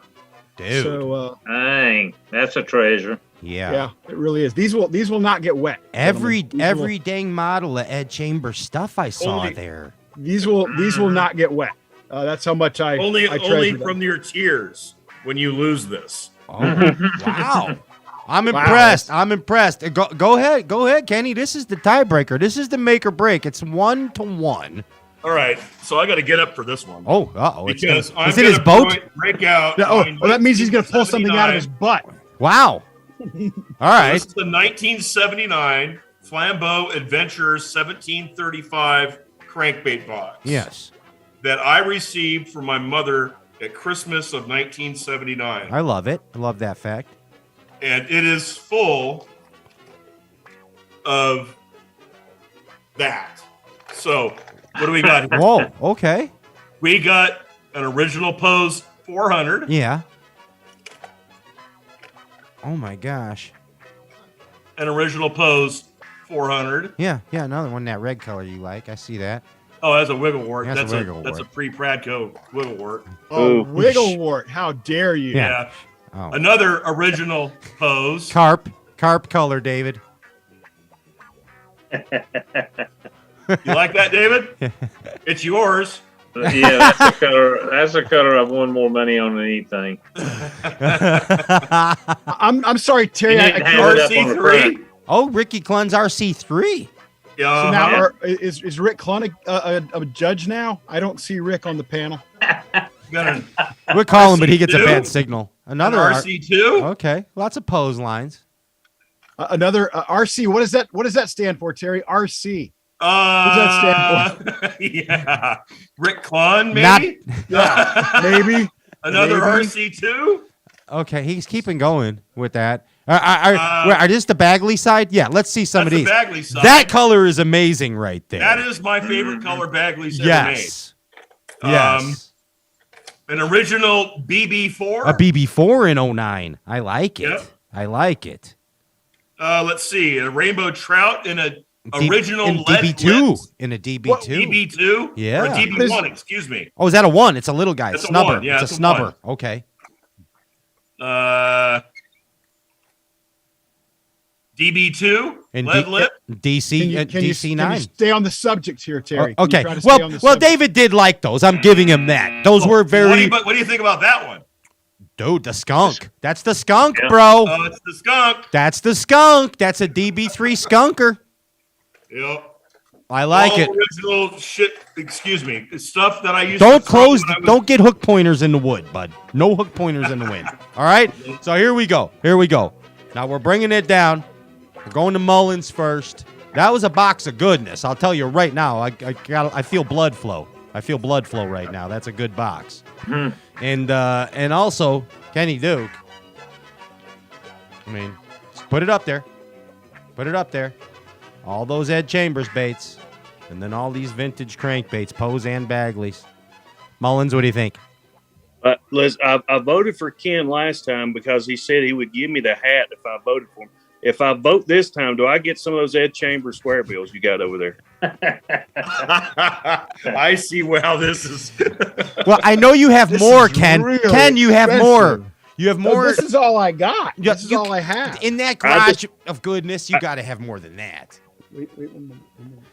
Well, going back to Terry, you know, the first time I didn't vote for him was preparation. He didn't put the BB1 on there with the rod. He would have sold me right there. So once again, his preparation. He has a wigglewort out front and center against some 300 and 400s. Oh, Jesus. Seriously. It's bad prep. Now I'm going back to Ken again. Ken, and David, Oh, jeez. and Even look though at the David- care pack. I already have your vote. Thank you for that, my friend. But here's what I'm going to give you. Wow. This is an Ed Chambers. Oh, so we're buying boats No, now. I already had his vote. It's Yeah. You in, bought it's it in with carp. the hat. David, it's in carp. It's coming with the cap. Okay, good deal. Okay, well, look at that. Mullins, you are dialed. That's why Mullins. This has got to be your favorite talk show in the world now. I mean, you're just walking out with prizes. This Oh, is- man. You're not in my fantasy league anymore, David. You know, Terry bringing up Rick Clun and Wiggleworts, and this is David Fritz night. This is not Rick Clun night. It's Battisti's confused. He doesn't understand the game. It's sad, really, when you get to be that age. Hey, David and David, the two Daves, your competitor Brian New just texted, and he said that he has the pink Ed Chambers, WEC as well. Yeah, he's 2017 signature one. It's pretty badass. He sent a picture of it, but he ain't throwing it either. So. All right, so Mullins is giving that right there. The Ed Chambers bunch. Mullins gets the vote and a bait. So he's got a bait and a hat. He's doing really good. And Kenny, this is gonna. Or we're down to Terry now. And Well, no, Kenny. we're down to Fritz, Mr. Fritz. What am I doing? I'm so confused. I seriously, I got so excited about all these wood baits. All right, Fritz. David Fritz, did you enjoy looking at that probably Rapala era wigglewort? It was not a properly Rapala era. All right, David, what is it? Is it the Chambers or is it the Chambers pack or the vintage Terry tackle box? I'll tell you what, you guys make it hard. I mean, I do know that if you could go to Peter Simmons in Birmingham, Alabama, he's got 2 complete full rooms of those baits, those Ed Chambers baits. Now, whether you can get one or not, I don't know. But he was one of 2 or 3 stores that sold those for Ed. That tackle box that Terry has brings back many memories. I have one in my boat right now. I actually had 2 of them, and I'm trying to get somebody to make those boxes again. Yeah, the only bad thing was a wiggle wart, and they. Hey, I haven't opened that box for 20 years. Yeah, right. Oh, total lack of prepreparation on Terry. You can't have that. You're not going to win derbs, bud. You had some real treasures in there with the original DB3s with the lead in the lip. So I love Ken, and he's a good friend, but I'm gonna have to go with Terry. Wow, Terry! Wait a sec, Terry got the vote. Dagger. Holy a dagger shnikes. in my heart. Holy Fritz, shnikes, a dagger man. in my heart. I know. Now here's the deal. Now I hate having to be tiebreakers because I like being like Switzerland. You know what I mean? Like I don't like making these kind of decisions. Hey, Pat, what's your address? I got you. Now hear me. Hear me out. Hear me out. And I don't like we can fight when I see you guys. All right? When I see you guys, we can fight. I'm cool with that. Weeks. I've taken a lot of punches in my days, if you can't tell. But hear me out. Hear me out. I'm going with Terry. And I'm going with Terry because of the Bagleys. And that Bagleys has a special place in my heart. I'm sorry. The wigglewort was horrible. Horrible to put that in there. You're not going to win tournaments, Terry, with the lack of preparation. You know what I mean? You're not a derber, but you're a hell of a lure collector. And the only reason I voted for you is, and I mean no disrespect to David Fritz, but Bagley's actually get me more excited than Pose. So but David started his career with. You were throwing Bagleys, right? He said he designed the dredge. I started with Bagley. Yes, sir. Yeah. So he's got a history with Bagley, with Poe. With a lot of crankbait companies and now Berkeley, of course. All right. Well, here's the deal, Terry. You beat Kenny this time. You beat the snot out of him. Give it up for Terry Battisti. Yeah, he smashed you, Ken. He smashed you. David Fritz himself said he's better than you. He beat me by 1 vote. Yeah, no, he smashed you. Fritz likes him better. David Fritz likes Kenny better. Yeah. Likes Terry vote. better. Yeah. But guess what? Who the real winner is here? The real winner is David Mullins in this whole deal. He's getting a hat and a kick-ass because he's plug. got half your freaking collection now. Yeah. So Bass Galaxy, give it up for the one and only Bassmaster Elite Series pro, David Mullins. He's the real winner of this. I actually want to say something to David Fritz, and thank you for bringing up Steve Blazer and the tap today. Yeah. That was amazing. I just spent 4 days with Steve Blazer at the NFLCC meet in Pigeon Forge and got the whole story about how he put that bait together. Awesome. And he was real proud when you won that classic and that his bait was involved. Amazing. Yeah. I know that I'm gonna share this video with him, and I know that it'll put a warm spot in his heart. That's amazing. Yep. That bait was unbeatable. For years, that was, if you wanted a flat side bait and you wanted the best, that's the one you needed to get. Yeah, and it became known as the tap because Gerald Beck would come over here to East Tennessee, and he would take them back to North Carolina, South Carolina, and he'd sell them out of his truck. And I have a feeling that might be the way that you got your first ones. Little bootlegging. I like it. Moonshine and taps. And Ronnie Tapp is the guy that made him famous in the Carolinas. And that's how it got the nickname of Tap. Wow. And yeah. That's good stuff, So man. You guys know more about bass fishing than anyone will ever know. Both you, Terry, and Kenny. And we got to tell you, I'm a strap hanger for Ken Duke. Ken Duke knows a lot more than I do. Hey, me hanging out with Ken, I learn a lot. And if you want to learn, go to the Big Bass Podcast. That's your new deal going on right now. Check out the Big Bass Podcast. It's more of these knuckleheads doing things like this, but even better than on the Straight Cast Show. So you got to go check them out. Big Bass Podcast. And of course, Mullins, you just came away with the grand prize, and you also won David Fritz boat from the '93 Classic, which they're going to give you too. So you won real big. Give it up for Dave Mullins. He's awesome. Give it up for Terry Battisti. He's awesome. And give it up for Kenny Duke. He's awesome too. Hey, you guys. You can't go anywhere yet, David Fritz, but the three of you guys, thank you so much for coming on here. Anything you want to say, Mullins, before you smash out of here? No, just thanks for having me on. And I'm gonna leave Fritz a question. Yeah. And what's the biggest change in setup? Y'all can talk about this after I leave. Okay. What's the change in setup you've seen from crankbait fishing in the '90s to currently? So I'll leave you with that question. And in setups. Yeah. What's the biggest difference in setups? You mean rods and reel or combos? Yeah, combos. Okay. Combos. Yep. Great. All right. I got. Hey, Mullins, I'm not trying. If you want to stick around, you can. I mean, wish I could. Okay. Run short. All right. Well, I'm going to ask him that. And I appreciate you coming on and chiming in always. You're awesome. We appreciate your input. Kenny, what's going on? What do you want to say? I was just going to say, first of all, David, I look forward to seeing you at the Classic, David Mullins. Yep. Great guy. I hope you win it. But Pat, as Terry and I sign off, I'd love to hear from David Fritz about how he used the Carolina rig as a backup presentation for his cranking. I'd like to hear David talk about his casting ability, because I think he's the Nolan Ryan of casting. I think he really is. He can cast 15 football fields. Oh my God, it's sitting down. What he can do sitting down. It's insane. And so I'd love to hear him talk about that if he has time. And I'd also love to hear him talk about practice for the '93 Classic, when I believe he was in a borrowed boat, and I believe he was wearing a big floppy hat to disguise himself.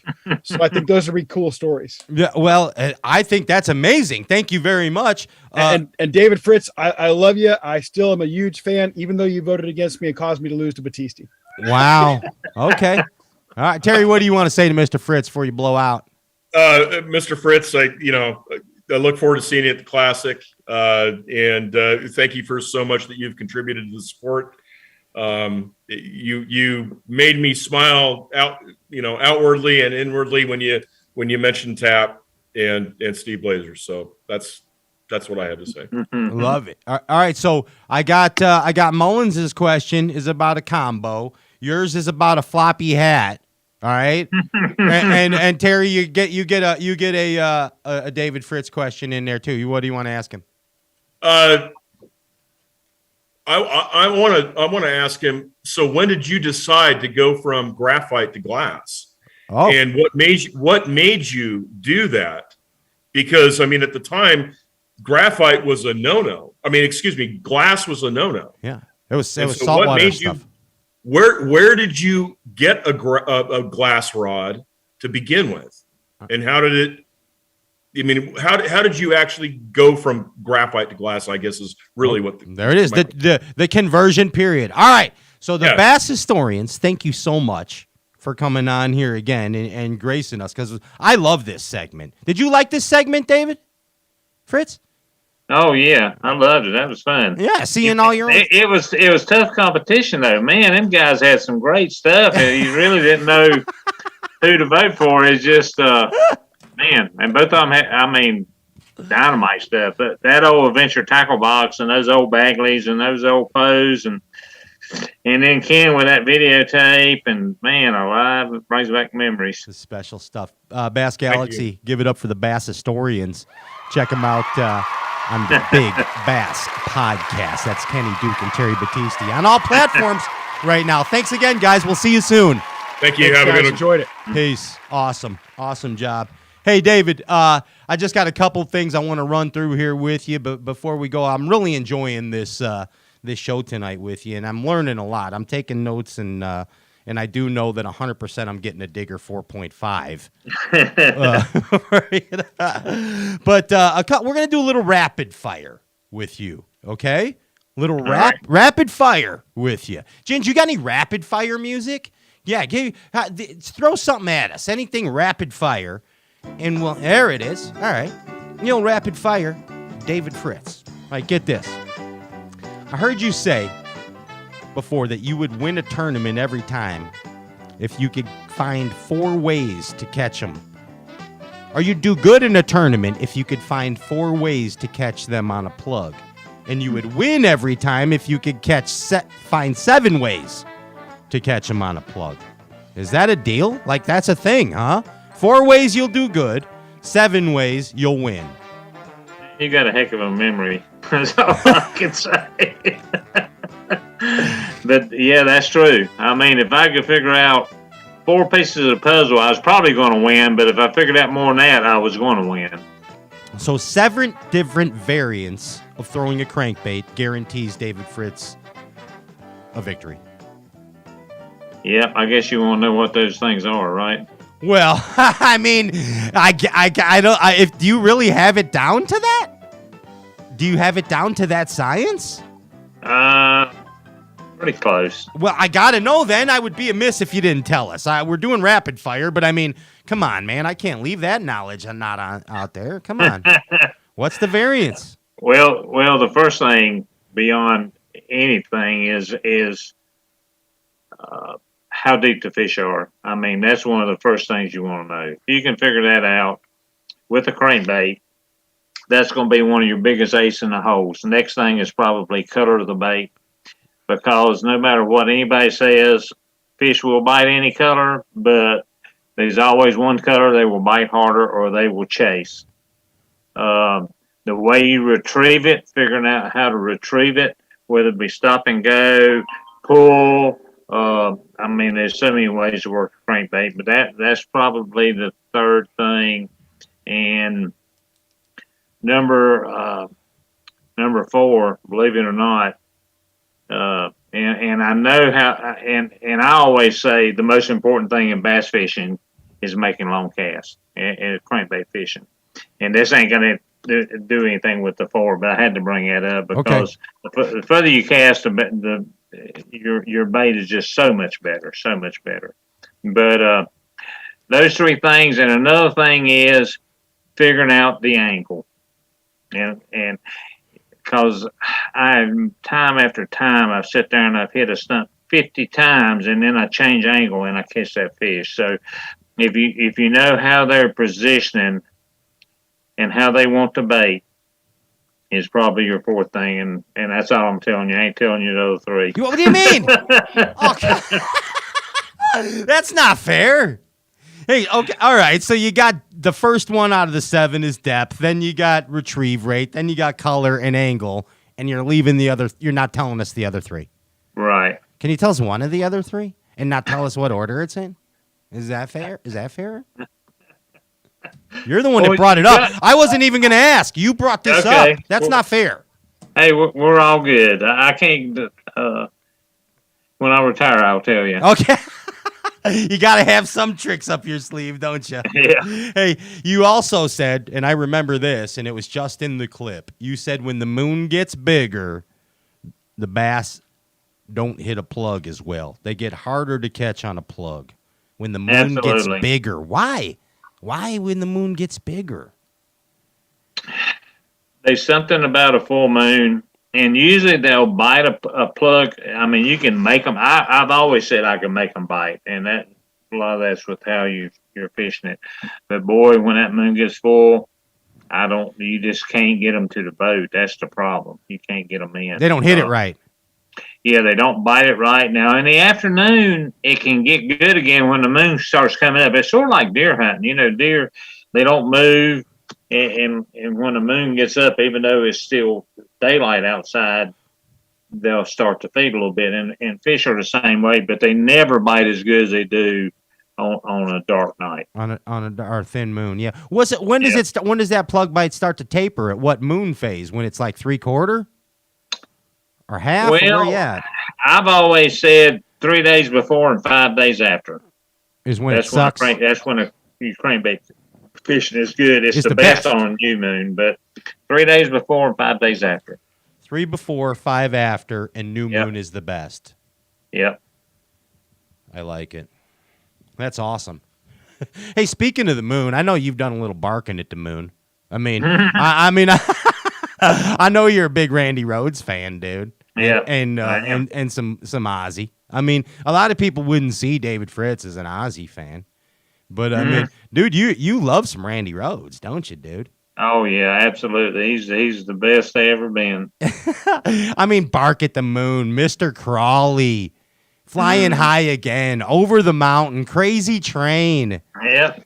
Dude, Diary of a Madman. That's all I ever played going to a tournament. Do you still do it? I had a Randy Rhoads cassette in my truck, and that's all I played. I want you to listen to Randy Rhoads in 23, David. I need you to get on that Randy Rhoads 23, like in 93, 94, freaking Flying High again. Here comes David Fritz, just knocking it out of the park. I love it. Get the old cassette and jam it out. Hey, David, I mean, we wish you, dude, the best of luck in the 23 season. We really hope that we know your fishing ability is always top notch, and it's been your health that has been holding you back. And I know you're feeling better, and this is your year. And we thank you for this, and thank you for everything that you have done for bass fishing since, what did you say? Since 1946, right, David? But for many years, 40 plus years, for real. Yeah. Man, that's David Fritz. Wow, bud. Bass Galaxy, give it up for David Fritz.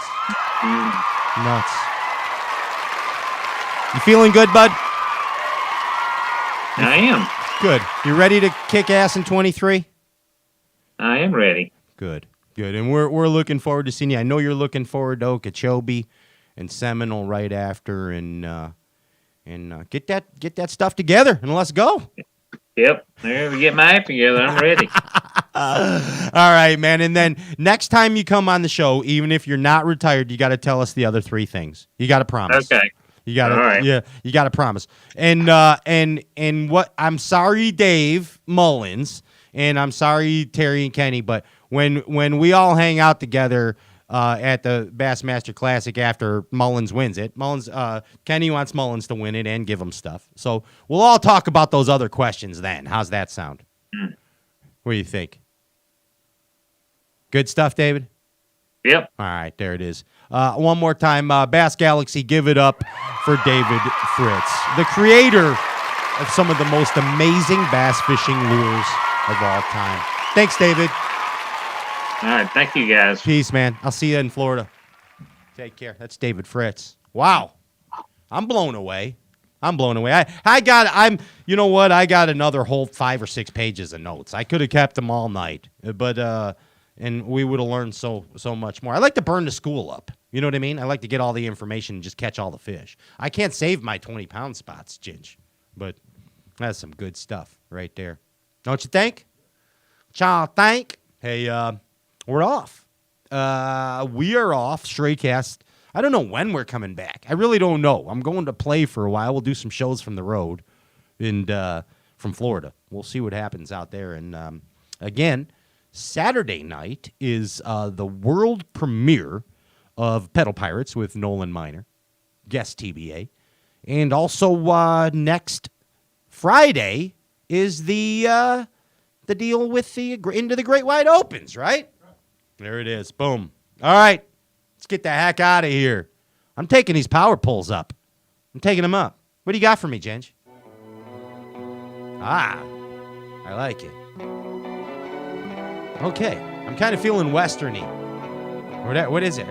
Where's it going? Oh, is it going back reggae funk? Rastafari! I see what you did. I see how you started it in some twang. I like it. Hey, Bassmaster Elite Series less than a month away. You want to learn about the schedule and what they're biting?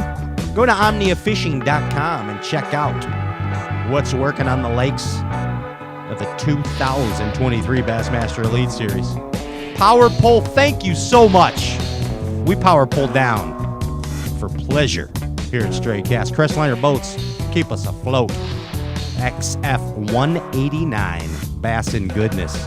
Abu Garcia, my new girl's the Xenon. Loving her. Love my girl. Berkeley Fishing.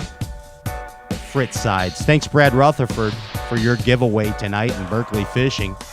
Oh, we got to still do a giveaway. And we're freaking idiots. Hold on. I'll keep doing this. I'm ready? Thank I God got it. You ready? No, hold on. I'm doing this because I'll forget. You just remember. Let it rip. You remember. Waterland sunglasses. I throw shade with Waterland. That's what I do these days. I like them. I tried them out for the first time this weekend, and I really liked them. They didn't hurt my eyes. That's important to me because I have older eyes. Impulse Lithium. Boom! Right there. Keep it going, Ginge. Play it again. Just keep playing it. Yeah. Twang it out. Impulse Lithium. That's right. I went light, and I don't skip a beat all day. Half a Spot Official. Download the app. If you haven't, you're missing out. Half a Angler. Check out the Rebound. It's my winding rod of choice. Ichikawa hooks. Poison sharp daggery points. Sims Fishing. Heads to toe. Always. Don't forget about the Feets. Feets don't fail me now in the footwear from Sims. Tin Cup Whiskey. Thank you for your giveaway tonight. Now, here's the thing. Ginge, you're texting me. Text me both because I forgot. Text them. I know you hit the other one, but I don't know what that is. Bum-ba-chum-ba-dum. Frippi-pa-pa-doo-la-tum. Boom. Rippi-bum. Bum-bum-bum. Hit-it-up-pa-pum. Petty-up-pa-pum. All right. Petty-up-pa-pum. That's Berkeley. Give me one more. You already have it. I can't. I lost it. It's way up in these texts. I could. Poppy to papo. Oh, that's right. Ha ha ha. Popa ta pa pa. Rupi pi pi ba da da. Guess who won a bunch of Fritz sides? You're not gonna believe this. You know who won a bunch of Fritz sides from Berkeley? Brad Rutherford. Matt Forbes. You won. You won the Fritz side giveaway. Yikes. All you gotta do is direct message Stray Cast for your deal. And Junior's going to get JR's going to get the stuff over to Ruff. All right. And the Tin Cup Whiskey, Swag Sackle Pouch, Pop, Lock, and Drop 'em bag from Luke Foley, the Whiskey Gypsy. Guy's name. Dana Salas. Dana Salas. Yes, give it up, Bass Galaxy. Dana Salas. You are the Tin Cup Whiskey winner. Send your information to JR. Thanks, JR, for kicking butt on the chat. Thanks, Bass Galaxy, for tuning in to this extended version. But I'm checking out for a little bit. So we'll get back. We did an extended show. That's Andy Ellenberger. He produces the hell out of 3 shows now. And I'm Pat Remlick. I talk a lot about fishing and fish as much as I can. And I love running fish. I bid you peace, and peace I bid you. I'll see you then, or I'll see you on another time. I don't know what to tell you. I'm out of here, though. It's been a blast. Thanks, Dave Fritz. You're amazing. Amazing. I learned a lot. Look at these notes. Ginge, I'm going shopping. See ya.